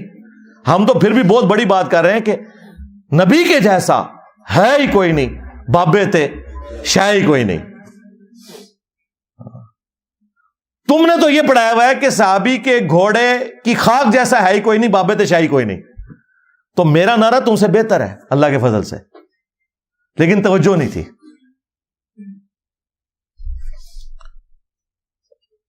علمی پوائنٹ نمبر 3، وہ کہتے ہیں کہ اسی طرح جن مسلمہ اکابر نے ان کتابوں کی تعریف کی ہے تو ہمارا یہ حسن ظن ہے، بلکہ ان کی علمی ثقافت اور دیانت کے سبب یقین ہے کہ وہ ان الحاقی کلمات پر مطلع نہیں ہوئے تھے۔ لو جی علم غیب فارغ۔ وہ کہتے ہیں ہمارے بزرگوں نے اگر کسی گستاخانہ کتاب کی تعریف کر دی ہے تو اس کا یہ مطلب تو نہیں ہے کہ وہ انہیں مکمل طور پہ پتا تھا کہ اس میں کیا لکھا ہوا ہے۔ آگے وہ مزید اس کی تشریح کر رہے ہیں، بعض اوقات جستہ اور سرسری طور پر کسی کتاب کو دیکھ کر حسن ظن کی بنیاد پر اس کی تحسین کر دی جاتی ہے۔ ہمیشہ ہر ایک کے لیے ہر کتاب کو لفظ بلفظ بغور پڑھنا دشوار ہوتا ہے، پس ہمیں مکمل یقین ہے کہ اگر یہ کلمات ان کی نظر سے گزرتے تو وہ بھی ان کا رد فرماتے اور انہیں الحاقی قرار دیتے۔ تو یہ بابے تو خود فارغ کر دیے۔ انہوں نے کہا کہ ہمارے بزرگ بس سرسری دیکھتے تھے۔ تو یار تمہارے بزرگ تو پوری کائنات کو اس طرح دیکھ رہے ہیں جیسے رائی کا دانا ہتھیلی کے اوپر۔ ہاں، کتاب ہاتھ میں پکڑ کے بھی نظر نہیں آئی۔ تو یہ تو میرا عقیدہ تم نے مان لیا کہ کوئی بابے علم غیب نہیں جانتے، اور یہ جو تمہارا دعویٰ ہے کہ جی میں پوری، بلکہ یہ اس عبد القادر جیلانی کی طرف بھی انہوں نے منسوب کیا، وہ کہتے ہیں کہ میں اللہ تعالیٰ کے ملک کو اس طرح دیکھ رہا ہوں، پوری کائنات کو جس طرح ہتھیلی پہ دانا۔ تو یہ تو دیکھ لیں، یہ کہتے ہیں کہ جی وہ بس انہوں نے بس سرسری طور پہ دیکھا، انہیں نہیں پتا چلا۔ یہی بھی ہم بھی یہی کہہ رہے ہیں، شکر ہے کہ آپ نے مان لیا کہ آپ کے بزرگوں کو علم غیب کوئی نہیں تھا، انہیں نہیں پتا چلتا تھا، جب دل کیا کسی کتاب کی تعریف کر دی۔ پھر لکھتے ہیں کہ ان کے بارے میں یہ بدگمانی کرنا کہ انہوں نے اس طرح کی کفریہ عبارت کی تحسین کی ہوگی، شیطان کا دھوکہ، حرام اور بدگمانی ہے۔ جو اس طرح کی عبارتوں کی بنیاد پر شرانگیزی کرتے ہوئے مسلمانوں پر کفریہ فتویٰ لگا کر سوشل میڈیا پر رونق لگا رہا ہے، یعنی کہ ناچیز، وہ اسلام کی خدمت نہیں بلکہ دشمن دین کا کردار ادا کر رہے ہیں۔ واہ واہ، تمہارے بابے یہ کتابیں پرنٹ کرتے رہے، ان کتابوں کی تعریف کرتے رہے، اور بابا خادم رضوی صاحب لاہور میں بیٹھ کے کشف المحجوب یوں لہراتے تھے کہ جدہ کوئی مرشد نہیں ہے کتاب پڑھ لے۔ ہاں جی، خواجہ نظام الدین اولیاء فرماندے نے جاؤ اپنے بابے آگے جا کے پروٹیسٹ کرو، انہوں نے مزارات ہوتے پروٹیسٹ کرو کہ تم لوگوں کو غلط باتیں کیوں بتاتے رہے۔ تو جو بندہ غلطی ہائی لائٹ کر رہا ہے اسے مجرم کہہ رہے ہیں کہ یہ رونق لگا رہا ہے۔ رونق ختم کرو نا، اعلان برات کرو ان سے، دھرنے دو ان سارے پرنٹنگ پریس کے باہر۔ اسلام آباد تو پہنچ جاتے ہو، لاہور سے ہی نکلتے ہو نا، لاہور جا کے دو نا دھرنا، ضیاء القرآن پبلیکیشن کے باہر، شبیر بردرز کے باہر۔ جی ہاں، دے ہی نہیں سکتے، ان کے ٹکڑوں پہ پل رہے ہیں، وہ چندے کھلاتے ہیں مولویوں کو، کسی کی جرت نہیں وہاں بیٹھ جائے۔ ویسے بڑا گلا کرتے ہیں جی، یہ دیکھیں جی وہ مزارات کے اوپر چند جو ہے وہ بے علم اور جاہل قسم کے لوگ حرکتیں کرتے ہیں، ہمارا مسلک بدنام ہوتا ہے۔ ان کو کبھی روکا ہے تم نے جا کے؟ یہاں تو پوری پوری فوجیں لے کے اکیڈمی کے باہر آ جاتے ہو، جاؤ نا اپنے مزاروں پہ یہ فوجیں لے کے جاؤ نا، جن کی ڈیوٹیاں تھیں، اور ساری چرس، ہیروین اور بدکاری کے کام ان مزارات کے اوپر ہو رہے ہوتے ہیں، ڈیوٹیاں نہیں پوری کر رہے ہو؟ چلو تسی ڈیوٹی پوری کر لو، ان کو بدنامی سے بچاؤ۔ تو بزرگوں کا علم غیب تو ہو گیا فارغ، صرف بزرگوں کا علم غیب فارغ نہیں ہوا، ایک اور خطرناک رزلٹ جو اس سے نکلتا ہے، کیونکہ میں نے ان کے موجودہ بزرگوں سے ثابت کیا ہے، چشتی رسول اللہ، ان کے دو اعلیٰ حضرت ہیں۔ ایک اعلیٰ حضرت ہیں احمد بریلوی صاحب جو 1921 میں فوت ہوئے، اور دوسرے اعلیٰ حضرت ہیں پیر میر علی شاہ صاحب گولڈوی جو 1937 میں فوت ہوئے.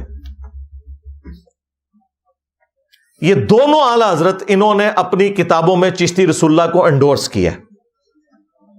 کس طرح؟ اعلی حضرت نے فتاوی رضویہ میں ایک کتاب کی تعریف کی 7 سنابل اور یہ کہا کہ یہ رسول اللہ کی بارگاہ میں مقبول ہے. اس میں چشتی رسول اللہ نکل آیا. اگر اعلی حضرت کو پتا تھا کہ اس میں چشتی رسول اللہ ہے تو تعریف کیوں کی؟ اور دوسری بات، وہ تو کہہ رہے ہیں رسول اللہ صلی اللہ علیہ وآلہ وسلم نے خواب میں آ کے بتایا کہ میری بارگاہ میں یہ مقبول ہے کتاب. تو کیا نعوذ باللہ نبی الاسلام کا علم غیب بھی جو تم نے عقیدہ کلیم کیا ہوا تھا وہ تو تم نے خود ہی ختم کر دیا؟ پھر چلیں بزرگوں کو نہیں پتا چلا، نبی الاسلام کو بھی نہیں پتا چلا کہ میں اس کتاب کی تعریف کر رہا ہوں جس کے اندر چشتی رسول اللہ لکھا ہوا ہے. اور پھر پیر میر علی شاہ صاحب نے تحقیق الحق فی کلمت الحق کتاب کے اندر انہوں نے چشتی رسول اللہ کو انڈورس کیا ہے اور غلام احمد قادیانی دجال کو کہا کہ تو نہیں یہ دلیل پیش کر سکتا.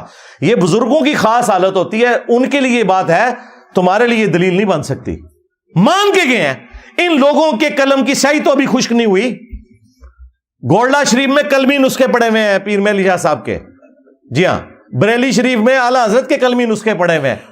تو یہ کیسے جان چھڑاؤ گے؟ اور سب سے بڑھ کر رسول اللہ پہ جھوٹ باندھا ہے تم نے کہا نبی الاسلام کی بارگاہ میں یہ کتاب مقبول ہے. اور بخاری مسلم دونوں میں حدیث ہے، مولا علی علیہ السلام کہتے ہیں کہ نبی الاسلام نے فرمایا تھا دیکھنا میری طرف کوئی ایسی بات منسوب نہ کرنا جو میں نے نہیں فرمائی، ورنہ ایسا شخص اپنا مقام جہنم میں دیکھ لے. آپ اس کو معمولی سمجھ رہے ہیں؟ رسول اللہ کے اوپر جھوٹ باندھنا صلی اللہ علیہ وآلہ وسلم.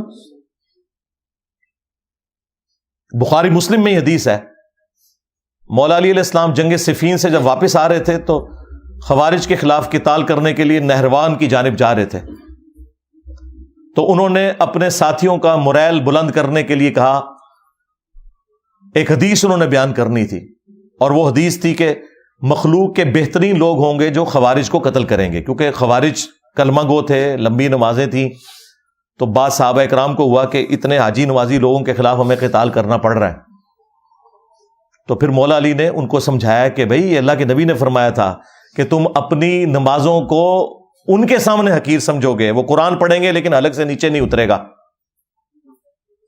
تو یہ حدیث بیان کرنے سے پہلے بخاری مسلم میں الفاظ ہیں کہ جنگ صفین سے واپسی پہ نہروان جاتے ہوئے مولا علی نے کہا کہ میں آسمان سے زمین پر گر پڑوں، مجھے یہ تو گوارا ہے، لیکن یہ گوارا نہیں کہ میں کوئی ایسی بات رسول اللہ کی طرف منسوب کروں جو میں نے خود اپنے کانوں سے نہ سنی ہو. اور پھر انہوں نے حدیث بیان کی کہ مخلوق کے بہترین لوگ ہوں گے جو خوارج کو قتل کریں گے.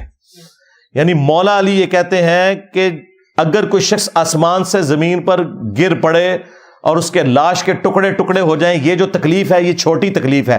اس سے بڑی تکلیف یہ ہے کہ جو شخص رسول اللہ پہ جھوٹ منسوب کرے حدیث کی شکل میں، خواب کی شکل میں، کسی بھی فارم میں، جو اسے عذاب ہونے والا ہے وہ اس سے بڑا عذاب ہے. تو اعلیٰ حضرت جب یہ فتاوی رضویہ میں لکھ رہے تھے کہ 7 سنابل کتاب رسول اللہ کی بارگاہ میں مقبول ہے، نبی الاسلام نے خواب میں زیارت کروائی ہے ایک بندے کو، تو انہیں خیال نہیں آیا کہ یہ کیا ہے. تو اعلیٰ حضرت صرف فارغ نہیں ہوئے ہیں بلکہ وہ فتوے کی زد میں ہیں کہ انہوں نے نبی اسلام کے اوپر بھی جھوٹ باندھا ہے اور نبی صلی اللہ علیہ وآلہ وسلم کے علم غیب کے اوپر بھی حملہ کیا ہے. ہم رسول اللہ کے لیے علم غیب مانتے ہیں، جو رسول اللہ کے لیے علم غیب نہ مانے وہ گمراہ نہیں ہے، کافر ہے. لیکن فرق یہ ہے کہ جو اللہ بتاتا ہے، وما کان اللہ لیطلعکم علی الغیب، تم عام لوگوں کی تو یہ شان ہی نہیں ہے کہ اللہ تعالیٰ انہیں غیب پر اطلاع دے. ولیکن اللہ یجتبی من رسلہ من یشاء، بلکہ اللہ تعالیٰ چاہتا ہے اپنے رسولوں میں سے جسے چاہے چن لیتا ہے، ان کے اوپر غیب کھولتا ہے، انہیں غیب کی خبریں دیتا ہے اور وہ آگے امتوں تک پہنچاتے ہیں. تو نبی اسلام کے اوپر بھی جھوٹ باندھا ہے. سیکنڈ لاسٹ علمی پوائنٹ نمبر 4، وہ لکھتے ہیں پس اگر ہماری ان گزارشات کے بعد کوئی ان پر کفر کے فتوے لگانے کے لیے بضد اور مصر رہے، ایمی خام خواہ، بھئی ہم ان پہ فتوے نہیں لگا رہے، عبارتوں پہ لگا رہے ہیں، بندے ہمارے سامنے موجود نہیں، ہم نے کیوں لگانے ہیں فتوے؟ جھوٹ بول رہے ہو ہم دردیاں لینے کے لیے. ہاں جب تم کہتے ہو نا کہ انہوں نے کہی ہے تو معرفت کی بات ہوگی، پھر ہم کہتے ہیں کہ ہاں اگر انہوں نے بھی کہی ہے نا تب بھی وہ بھی پھر گمراہ ہوئے. اور اس طریقے سے بات کرنا یہ کوئی عیب والی بات نہیں ہے، یہ ذہن میں رکھیے گا، اس میں کوئی گستاخی والا پہلو نہیں ہے.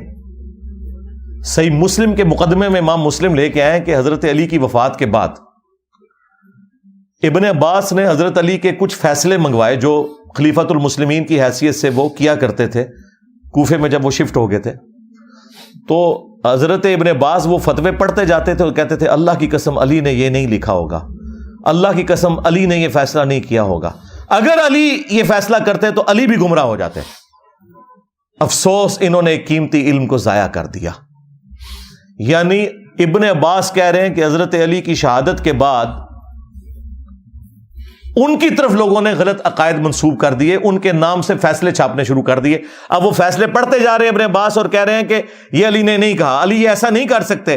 اور پھر پتہ کیا بولا, اگر علی ایسا کرتے تو علی بھی گمراہ ہو جاتے. تو کیا گستاخی کر دی مولا علی کی؟ تو جب تم کہتے ہو نا تمہارے بزرگوں نے یہ بکواسیات ارشاد فرمائے ہیں, تمہارے کہنے پہ پھر ہم کہتے ہیں کہ ہاں اگر انہوں نے بھی کہے نا تو وہ بھی پھر گمراہ ہو گئے تھے. یہ کہتے ہیں انجینئر صاحب نے بزرگوں کو گمراہ کہتا.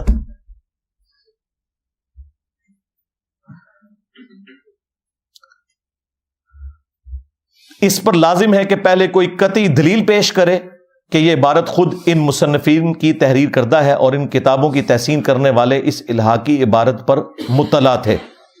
اگر ایسا نہ کرے تو اس پر لازم ہے کہ شر انگیزی بند کرے. ان کتابوں کے ناشرین پر بھی لازم ہے کہ اس طرح کی تحریف شدہ عبارتوں کو ان کتابوں سے نکال دیں. دیکھیں پورے فتوے 4 صفحوں کے فتوے میں صرف ایک لائن آئی ہے پرنٹ کرنے والوں کے بارے میں, باقی سارا غصہ میرے پہ نکال رہے ہیں کہ تو کیوں دسیا کہ گند لکھے ہے. اونٹ صفائی کراؤ نا, صفائی والوں کو کچھ نہیں کہہ رہے. یہ فتویٰ ان پہ بھی آنا چاہیے تھا, چلو آپ دے دو.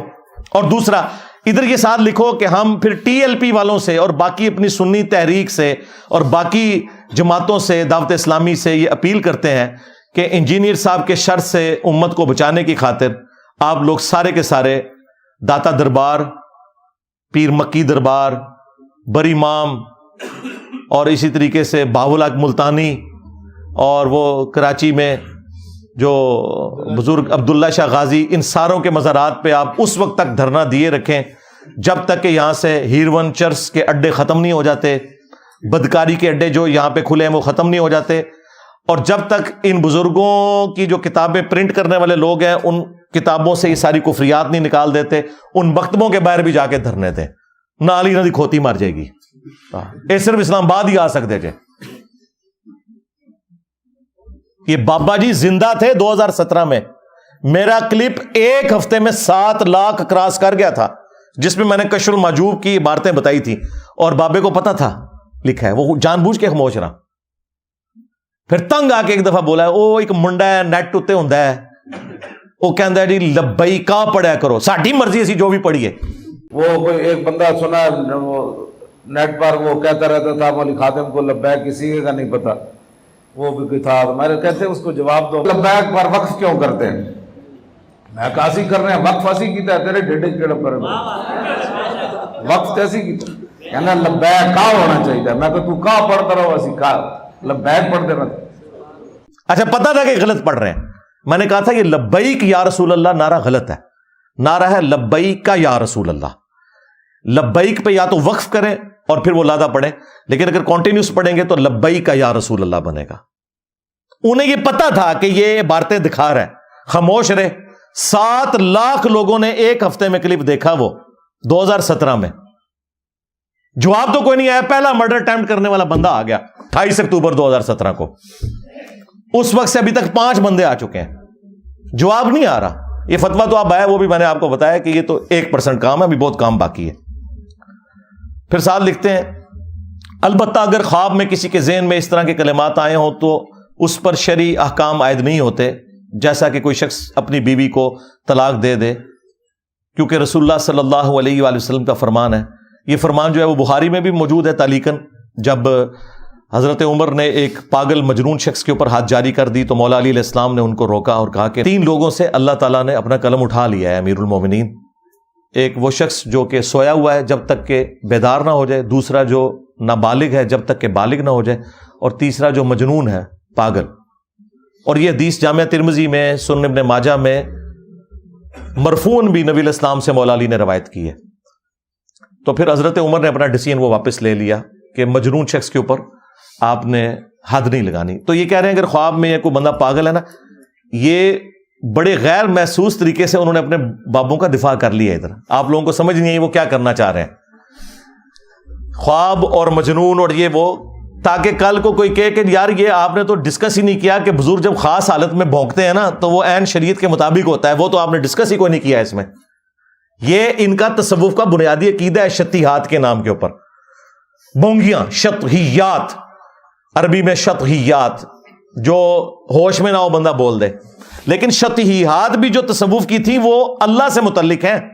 سبحانی ما اعظم شأنی جو بایزید بستامی کہتا تھا, یا انا الحق منصور الحاج نے کہا, وہ کہتے ہیں وہ اللہ کے لیے دیوانگی تھی, ان پہ فتویٰ نہیں آتا, لیکن کہتے ہیں با خدا دیوانہ باش, با محمد ہوشیار. وہ کہتے ہیں محمد کے لیے اگر یہ دیوانگی دکھاتے صلی اللہ علیہ وآلہ وسلم, پھر ہم شتیات کے کھاتے میں نہیں مانتے. تو میں تو جتنی باتیں کر رہا ہوں وہ سب کی سب با محمد ہوشیار والی ہیں. میں با خدا دیوانہ باش والی تو بات ہی نہیں کر رہا ہوں فی الحال. تو اس میں یہ پھر سہارا لیتے ہیں کہ وہ بزرگ خاص حالت میں ہوتے ہیں, مجنون ہوتے ہیں. آپ کو بتایا انہوں نے کیا بتایا ہوا ہے کہ اگر کوئی شخص جھوٹی موٹی بھی قادیانی لکھ کے جرمنی چلا جائے تو وہ کافر ہو جائے گا, نکاح بھی ٹوٹ گیا, بیعت بھی ٹوٹ گئی, تجدید ایمان کرے گا. اور اپنے بزرگوں کے بارے میں یہ لوگ کہتے ہیں کہ جی وہ خاص حالت میں اس طرح کی چیزیں بول دیتے تھے, ان کے اوپر شرعی گرفت نہیں ہوگی. کلمات تو کفر ہے لیکن ان کے اوپر گرفت نہیں ہوگی. اچھا, ایک طرف یہ کہتے ہیں گرفت نہیں ہوگی, دوسری طرف کہتے ہیں کتابوں میں کسی نے داخل کر دی ہیں. ایک جگہ کھڑے نہیں ہوتے. اصل میں ان کا دل نہیں مان رہا, ان کا دل نہیں مان رہا کہ ہم اپنے بزرگوں کی غلطی کو اس اعتبار سے ایکسپٹ کر لیں کہ ان سے یہ مس ہینڈلنگ ہوئی ہے. اس لیے مناظروں میں جا کے دفاع کرتے ہیں. خواجہ نے کیا فرمایا, سنو کہ میں کون ہوں اور کیا ہوں. محمد الرسول اللہ صلی اللہ علیہ وسلم کے دربار کے کمینے غلاموں میں سے ایک ہوں, کمینے غلاموں میں سے ایک ہوں, کمینے غلاموں میں سے ایک ہوں. اور جب اب یہ برا وقت آیا میری وجہ سے, تو اب آپ دیکھیں ان لوگوں نے یہ کہنا شروع کر دیے, بعد میں کسی نے داخل کر لیا. اور ساتھ پھر یہ بھی لکھ رہے ہیں کہ وہ اگر خواب میں ہو جائے یا کوئی مجنون شخص ہے اس سے تو یہ قلم اٹھا ہوا ہے. ساتھ وہ تھوڑا سا وہ راستہ بھی چھوڑ دیا کہ تاکہ بزرگوں کے حوالے سے کوئی عبارت آئے تو پھر ہم یہ حدیث بھی کوٹ کر سکتے ہیں. ان کے پاس جو اپنے بزرگوں کی شتیہات کو بچانے کے لیے جو جھوٹے دلائل انہوں نے گھڑے ہوئے ہیں نا, حدیثیں تو درست ہیں, اس سے جو رزلٹ انہوں نے اپنے بزرگوں کے حق میں نکالے ہیں وہ بالکل فراڈ ہے. ان میں سے ایک حدیث یہی تھی جو بخاری میں ہے اور جامعہ ترمذی میں کہ 3 لوگوں سے قلم اٹھ گیا. تو پھر میں اس میں کہتا ہوں کہ ٹھیک ہے, اگر تم مجنون سمجھتے ہو تو اپنے بزرگوں کو پاگل ڈکلیئر کرو, پاگل ڈکلیئر کرو, ہم فتویٰ اٹھا لیں گے. ظاہر ہے پاگل پھر پاگل ہوں گے, بزرگ نہیں ہوں گے, یہ ذہن میں رکھیے گا. کیونکہ حضرت ابوبکر, عمر, عثمان و علی تو مجذوب نہیں ہوئے, وہ تو مجنون نہیں ہوئے. ان سے زیادہ کسی کو عشق رسول نہیں تھا, ان سے زیادہ کسی کو اللہ تعالیٰ سے محبت نہیں تھی صلی اللہ علیہ وآلہ وسلم ورضی اللہ عنہم اجمعین وعلیہم السلام اجمعین. ایک یہ سب سے بڑی دلیل یہ پیش کرتے تھے, بالکل فراڈ کرتے ہیں.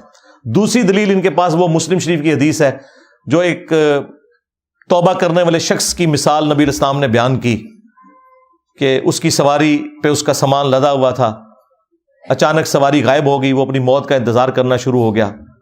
تھوڑی دیر بعد سواری کہیں سے آ گئی تو اسے دوبارہ زندگی نہیں ملی, کیونکہ ریگستان میں سواری گھوم جائے, سامان کی لدی ہوئی, تو پھر تو موت ہے, کیونکہ کئی ہفتے تک نہ کوئی پانی کا کنواں آتا ہے نہ کوئی کھانے پینے کی چیز. تو وہ اتنا خوش ہوا کہ خوشی کی شدت میں اس نے اللہ تعالیٰ سے کہنا تو یہ تھا کہ اے اللہ میں تیرا بندہ, تو میرا رب. اس کی زبان لڑکھڑا گئی اور اس کی زبان سے نکل گیا اے اللہ تو میرا بندہ, میں تیرا رب. اور آگے پتہ کیا الفاظ ہے, من شدت الفرح, خوشی کی شدت کی وجہ سے زبان لڑکھڑا گئی. تو وہ اس نے کہا, یہ نہیں ہے کہ اس نے کہا کہ بیٹا پڑھ چشتی رسول اللہ تو میں تجھے مرید کر لوں گا, یہ نہیں ہے اس میں. تو یہاں سے ہی دلیل لیتے تھے اور یہ آج تک دفاع کرتے ہیں. ان کے پرانے مناظرے رکھے ہوئے ہیں, اس کے اندر ان لوگوں نے دفاع کیے ہوئے ہیں. یہ اب آ کے اب یہ مفتی صاحب کی وجہ سے یہ تھوڑے بیک فوٹ پہ چلے گئے, لہذا پھر آج وہ نہیں بنتا کہ چشتی چاچو تیری چاچی گئی. وہ میں اس لیے نہیں کہہ رہا کہ وہ کہیں گے جی اب دیکھیں چشتی چاچو سے تو چشتی ہم نے نکال دیا, تو پھر انجینئر صاحب مذاق اڑا رہے ہیں. نہیں, آج ہم اس کو نہیں کریں گے. لیکن اگر آپ لوگوں نے یہ باقی ساری عبارتوں کو بھی تختہ مشق نہ بنایا تو ظاہر ہے پھر چشتی چاچو تیری چاچی گئی یہ بار بار ریپیٹ ہوگا، یہ میں بتا دوں، یہ ذہن میں رکھیے گا۔ بہرحال وہ پرانی ویڈیوز میں جس کو شوق ہے وہ دیکھ لے ادھر۔ اچھا، تیسری دلیل ان کے پاس ہوتی تھی کتابیں بدل گئی، وہ میں نے آپ کو پہلے ہی بتا دیا، کتابیں انجینئر صاحب کے آنے کے بعد بدلی ہیں، پہلے نہیں سی انہوں پتا، نہ ان کے بزرگوں کو پتا تھا کتابیں بدل گئی، اور یہ دھرنے جا کے ان کتابیں پرنٹ کرنے والوں کے خلاف نہیں دیتے، ادھر جا کے احتجاج نہیں کرتے ہیں اپنے بزرگوں کے مزارات پہ اور پرنٹنگ پریس کے اوپر، ہمارے اوپر چڑھنے کے لیے آ جاتے ہیں۔ یہ تین ہی ان کے دلائل ہیں، مجنون والی حدیث بخاری کی، مسلم کی من شدت الفرح والی، اور تیسری جی یہ کتابیں بدل گئی ہیں۔ علمی پوائنٹ نمبر 5 آخری پوائنٹ ہے، بالکل فتوے کے اینڈ کے اوپر جا کے وہ لکھتے ہیں کنکلوڈ کرتے ہوئے، جس کے اینڈ پہ انہوں نے سگنیچر بھی کیے ہیں مفتی صاحب نے، اور 14 مزید علماء ہیں ان کے سگنیچرز موجود ہیں۔ اہل سنت والجماعت کے ایک سکہ عالم دین مفتی شریف الحق امجدی المتوفى 1421 ہجری نے 1415 ہجری کو، یعنی آج سے 30 سال قبل، اس عبارت کے بارے میں تفصیلی رد کر کے اس کو الحاقی قرار دے چکے ہیں، اور اس طریقے سے انہوں نے لکھا ہے کہ فتاوی جو شارح بخاری ہیں اس پر بھی تفصیلی نوٹ موجود ہیں، لیکن اس دور میں چند جو جدید قسم کے لوگ ہیں کمال بے حیائی سے اہل سنت و جماعت پر الزام لگا رہے ہیں کہ کسی سنی عالم نے اس عبارت کا رد نہیں کیا، تو ایسے لوگوں پہ یہ حدیث صادق آتی ہے کہ اگر تجھ میں حیا نہیں تو جو مرضی کر۔ یہ بخاری کی حدیث انہوں نے میرے اوپر لگائی ہے کہ یہ خام خواہ ہمارے بزرگوں نے تو 30 سال پہلے چشتی رسول اللہ کے اوپر فتویٰ دیا تھا، تو سرکار یہ نیا فتویٰ لکھنے کی کیا ضرورت ہے، وہ پرانا ہی چھاپ دینا تھا۔ ہاں کتنے آؤ فتویٰ، ہاں کہانیاں کران دے لوگوں نو، اور سب سے بڑھ کر 30 سال پہلے فتویٰ تھا، 12 سال پہلے بیٹھ کے تمہارا ایک مفتی وہابیوں کے ساتھ چشتی رسول اللہ کے اوپر دفاع کر رہا ہے، اور آج ایک جو چھوٹو ہے جو کہتا ہے کہ جی یہ کتابیں بدل گئی ہیں، وہ چھوٹو تو پیچھے بیٹھ کے سبحان اللہ پڑھ رہا تھا، بار بار سبحان اللہ۔ خواجہ نے کیا فرمایا، سنو کہ میں کون ہوں اور کیا ہوں، محمد الرسول اللہ صلی اللہ علیہ وسلم کے دربار کے کمینے غلاموں میں سے ایک ہوں، کمینے غلاموں میں سے ایک ہوں، کمینے غلاموں میں سے ایک ہوں۔ اور پھر وہ دفاع کر رہے ہیں جی، وہ خواجہ نے اینڈ پہ کہا کہ میں کیا ہوں، رسول اللہ کے کمینے غلاموں میں سے ایک ہوں، وہ پیچھے سے کہتے ہیں سبحان اللہ۔ تو اس کے اوپر ہمارے ایک اسٹوڈنٹ نے نیچے لکھا تھا واقعی تو کمینہ ہی نکلے آئے، وہ کہتا ہے نا میں رسول اللہ کے کمینے غلاموں میں سے ایک ہوں، تو کمینہ نکلا ہے۔ کمینہ شخص یہ حرکت کر سکتا ہے کہ اپنے نام کا کلمہ پڑھوائے، تو دیکھیں کہتے ہیں جی 30 سال پہلے کا فتویٰ تو یہ ابھی لکھنے کی کیا ضرورت تھی، اسی کو رینیو کر کے چھاپ دینا تھا، کہانیاں کرواتے ہو۔ چلیں وہ 30 سال پہلے تھا تو 15 سال پہلے تو تم لوگ مناظرے کر رہے ہو اور ان کے اندر دفاع کر رہے ہو ان عبارتوں کا کہ وہ خاص حالت تھی، شتیہات، جو میں نے پہلے ہی بھی بتا دیا۔ اب آخر میں جو میں نے گزارش کرنی تھی کہ ہمیں اب تھانوی رسول اللہ کے اوپر بھی فتویٰ چاہیے، کیونکہ ہمیں بقول آپ کے شیطان وسوسے دلاتا ہے کہ تھانوی رسول اللہ کے بارے میں آپ لوگ خاموش ہو چکے ہیں۔ اس کی وجہ یہ ہے کہ یہ چاہتے ہیں کہ ہم دیوبندیوں کو اپنے ساتھ ملا کے نا انجینئر صاحب کے خلاف، ظاہر ہے وہ کہتے ہیں جی اس وقت تو غم ہمارا اکٹھا ہے، تو ہم انجینئر کے خلاف چونکہ ہم نے ایک محاذ کھڑا کرنا ہے تو اہل حدیثوں کو بھی ساتھ ملانا۔ میں اگلے دن ایک بریلوی عالم کو سن رہا، وہ کہتا ہے کہ جی میں سلام پیش کرتا ہوں ان 2 اہل حدیث علماء کو۔ واہ واہ، اعلیٰ حضرت نے تو فتاوی رضویہ میں لکھا ہوا ہے کہ جو کسی وہابی کے سلام کا جواب دے تو اس کا بھی نکاح ٹوٹ جاتا ہے، تجدید ایمان کرے گا۔ تو سلام پیش کرنا ہے، او مولوی تیری زنانی گئی، جیڑا کہہ رہا ہے میں سلام پیش کرتا ہوں، سلام تو پیش کیتا تیری زنانی گئی بقول اعلیٰ حضرت ہے، جا بھائی تو تے پہلے نکاح جا کے دوبارہ کر، بیعت بھی گئی ایمان بھی گیا۔ ہاں یہ پچھلے دنوں کہیں اویس رضا قادری صاحب نے صرف ہاتھ ملایا ایک ایئرپورٹ کے اوپر ایک دیوبندی عالم سے، ویل چیئر کے اوپر تھا ایک بوڑھے ذوالفقار نقشبندی صاحب، اب وہ انجینئر بھی ہیں عالم بھی ہیں، یہ وہ جو کہتا ہے نا وہ ایک مفتی ان کا دیوبندیوں کا، یہ اس کے پیر صاحب ہیں، الیاس گھمن صاحب کے بھی پیر صاحب ہیں، پیر ذوالفقار نقشبندی صاحب، ان سے کہیں سلام لے لیا اور خوشگوار موڈ میں انہوں نے کوئی گفتگو کی ہے, وہ کسی نے تصویر کھینچ کے نیٹ پہ چڑھا دی ہے, تو لوگوں نے ہنگامہ کھڑا کر دیا جی کہ یہ بد مذہب سے ملے ہیں, اور اعلیٰ حضرت نے تو کہا ہے کہ وہ اس کا ایمان ہی خراب ہے. تو اب وہ چمچے آ کے دفاع کر رہے ہیں کہ وہ آپ کو نہیں پتا, ہو سکتا ہے وہ ان کو سمجھا رہے ہو, ٹھیک ہے, آپ کو کیا گارنٹی ہے کہ واقعی انہوں نے سلام ہی ان کو کہا ہو؟ وہ کہتے ہیں ہم نہیں مان سکتے. اور پھر وہ ساتھ میں اینڈ پہ یہ بھی کہہ رہے ہیں کہ دیکھیں ہمارے علماء کا کام ہے جب اس قسم کی حرکت کریں تو عوام کو سیٹسفائی کیا کریں, کیونکہ آپ لوگ جب بد مذہبوں سے سلام لیتے ہیں تو وہ لوگ پھر سمجھتے ہیں کہ آپ بھی بد مذہب ہو گئے ہیں, اور یہ لوگ تو سلام کرنے کے قائل نہیں تھے.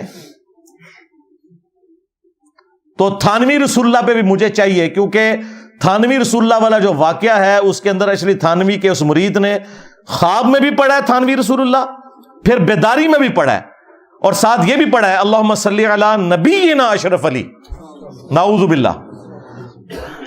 وہ کہتے ہیں جی بیچارہ اپنی ہوش میں نہیں تھا, ہم کہتے ہیں ٹھیک ہے وہ مجنون کی کیٹیگری میں آ گیا, لیکن بابا تو ہوش میں تھا. بابے کو جب خط لکھا اس نے کہا کوئی مسئلہ نہیں, اس میں تسلی تھی کہ تیرا پیر متبع سنت ہے, یعنی اشلی تھانوی تیرا پیر متبع سنت ہے, اس لیے تو نے اس کے نام کا کلمہ پڑھا ہے, کوئی نہیں تسلی تھی. مجھے بتائیں عام مسلمان کو بھی کوئی شخص کہے نا میں آج خواب میں تیرے نام کا کلمہ پڑھ رہا تھا اور بیداری میں بھی میری زبان لڑکھڑا گئی, تو عام بندہ بھی کہے گا وہ توبہ کر ہوئے جان چھاڑو میری منوی نال کدھر جہنم وچ لینڈ کے جائیں گا تو.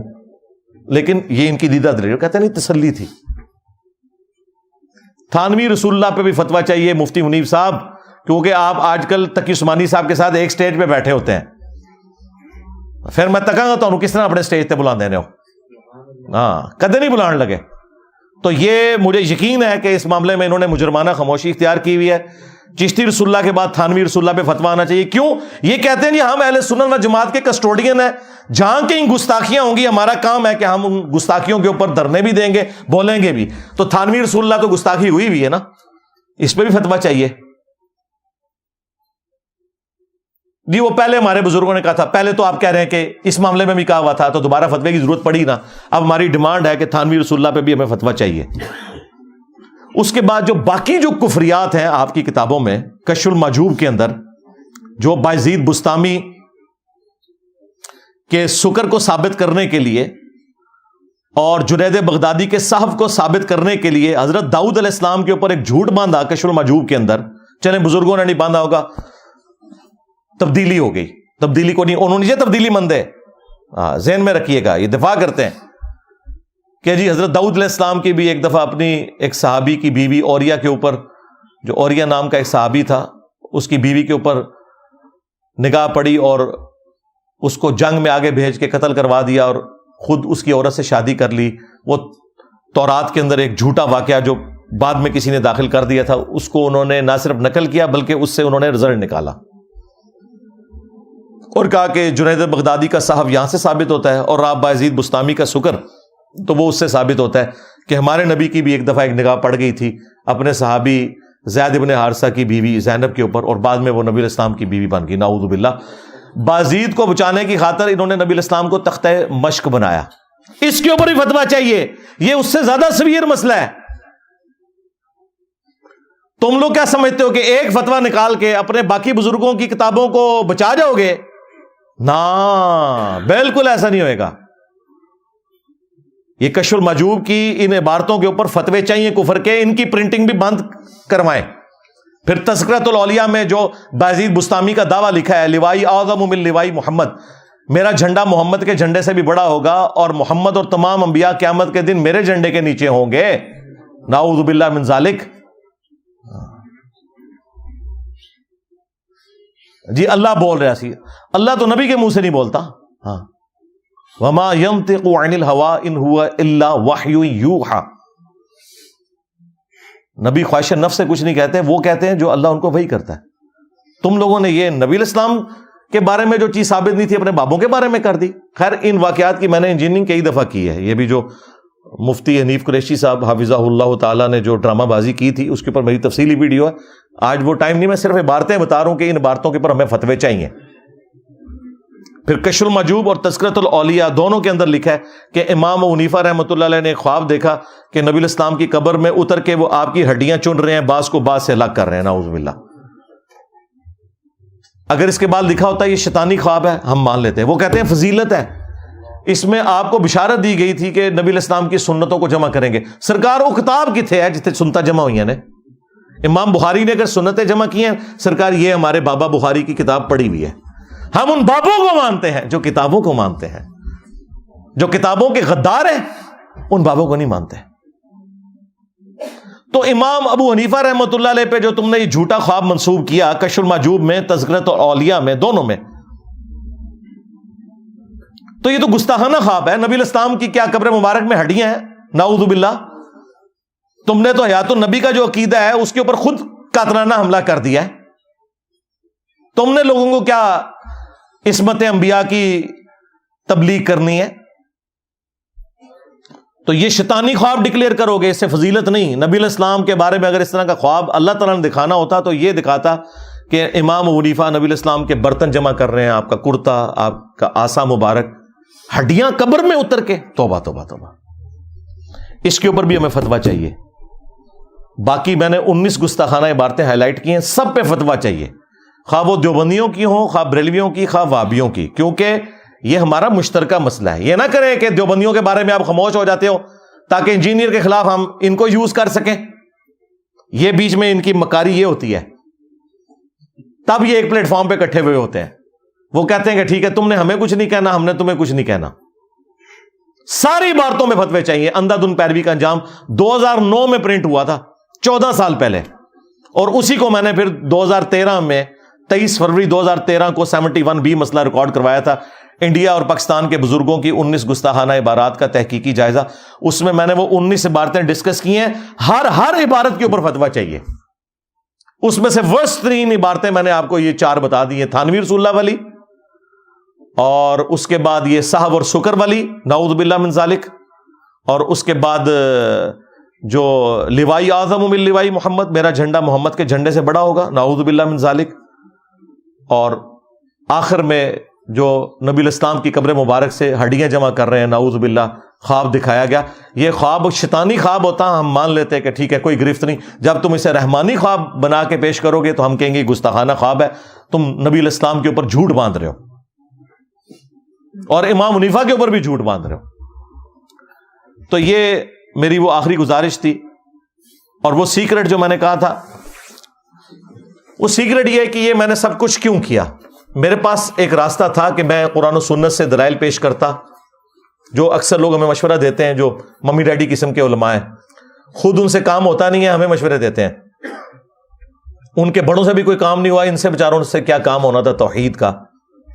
وہ جی بس آپ چھوڑ دیں، ان بزرگوں کو کچھ نہ کہا کریں. بھائی بزرگوں کی آکاس بیل ان درختوں پہ لگی ہوئی ہے.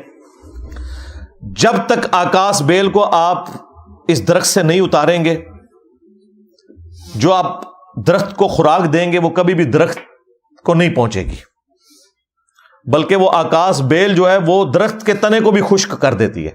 یہ بزرگوں کی آکاس بیل ہے جس کو میں نے اتارا. اس کو اتارنے کے لیے اگر میں قرآن و سنت کا صرف راستہ اختیار کرتا، انہوں نے پتہ کیا کہنا تھا، او جی بخاری مسلم تو سلطان بہو نے بھی پڑھی ہوئی تھی، قرآن سلطان بہو کو نہیں آتا تھا. تم کہتے ہو ایاک نعبد و ایاک نستعین، تو پھر سلطان بہو نے کیوں کہا سن فریاد پیراں دیا پیرا، میری فریاد سنی کن تر کے ہو، بیڑا میرا وچ کھپراں دے جتھے مچ بھی نہ بیندے ڈردے ہو. تو یہ سلطان بہو پھر کیوں عبد القادر جیلانی سے مدد مانگتے رہے؟ انہیں نہیں تھا پتا کہ قرآن میں لکھا ہوا ہے. اب آپ اگر یہ کہیں کہ بھئی ان کو نہیں پتا تھا، کہیں گے اوہ توبہ توبہ توبہ توبہ توبہ، یہی کہیں گے نا. یہ بھی نہیں کہہ سکتے. اگر آپ کہیں کہ نہیں ان کو کم پتا تھا مجھے زیادہ پتا تھا، کہیں گے دیکھیں کتنا تکبر کر رہا ہے ان کو. تو اس کا حل پتہ کیا تھا؟ باپے فارغ کرتے ہو. چشتی رسول اللہ، تھانوی رسول اللہ، صاحب اور شکر کی عبارت، لوائی اعظم من لوائی محمد، یہ ساری عبارتیں اتنی بار کھرچو کہ کینسر بنا دو. یہ میری دعوت کا سیکرٹ ہے جسے میں نے انجینئر کی ڈاکٹرن کا نام دیا. ہاں، اور دیکھو انجینئر دی ڈاکٹرن کام کر گئی ہے. بڑے بڑے مواحد آئے بیچارے ناکام ہو کے دنیا تو گئے، گالا کھا کے گئے، کام کوئی نہیں ہویا. میں نے یہ دیکھے جس طریقے سے یہ میں نے اس کی دوائی اینٹی وینم تیار کیا جسے میں پھکی کہتا ہوں، الزامی جواب، ان کی گستاخانہ عبارتیں انہی کی کتابوں سے نکالی، کیونکہ ان کا یہ گمان تھا اور ان کا یہ زوم تھا کہ ہمارے بزرگ گستاخ نہیں تھے، باقی سارے گستاخ ہیں. میں نے ان کی کتابوں سے ان کو الٹ دیا اللہ کے فضل سے. ہاں اب دیکھیں، اب ان کو قرآن بھی سمجھ آ رہا ہے، بخاری بھی سمجھ آ رہی ہے، مسلم بھی سمجھ آ رہی ہے. کیوں؟ میں نے ان کا دماغ صاف کر دیا، عکاس بیل اتار دیا کہ یار بزرگ تو اتنی کتابوں میں لکھ کے گئے ہیں. کہتے ہیں نہیں، بزرگ تو نہیں لکھ کے گئے، بعد میں تبدیل ہو گئی ہے. یہ بھی بہت بڑی کامیابی ہے کہ مان گئے ہیں کہ بزرگوں کی کتابیں محفوظ نہیں ہیں. مطلب کیا ہے پتہ ہے اس کا مطلب کیا ہے؟ کہ آندہ سے بزرگوں کی کتابوں سے دین نہیں حاصل کرنا، دین قرآن و سنت سے حاصل کرنا ہے. سرکار یہی تو ہم کہہ رہے ہیں، مرنے سے پہلے اے مسلمان کر لے اس پہ غور. کتابوں کا خدا اور ہے، بابوں کا خدا اور. کتابوں کا پیمبر اور ہے، بابوں کا پیمبر اور. کتابوں کا دین اور ہے، بابوں کا دین اور.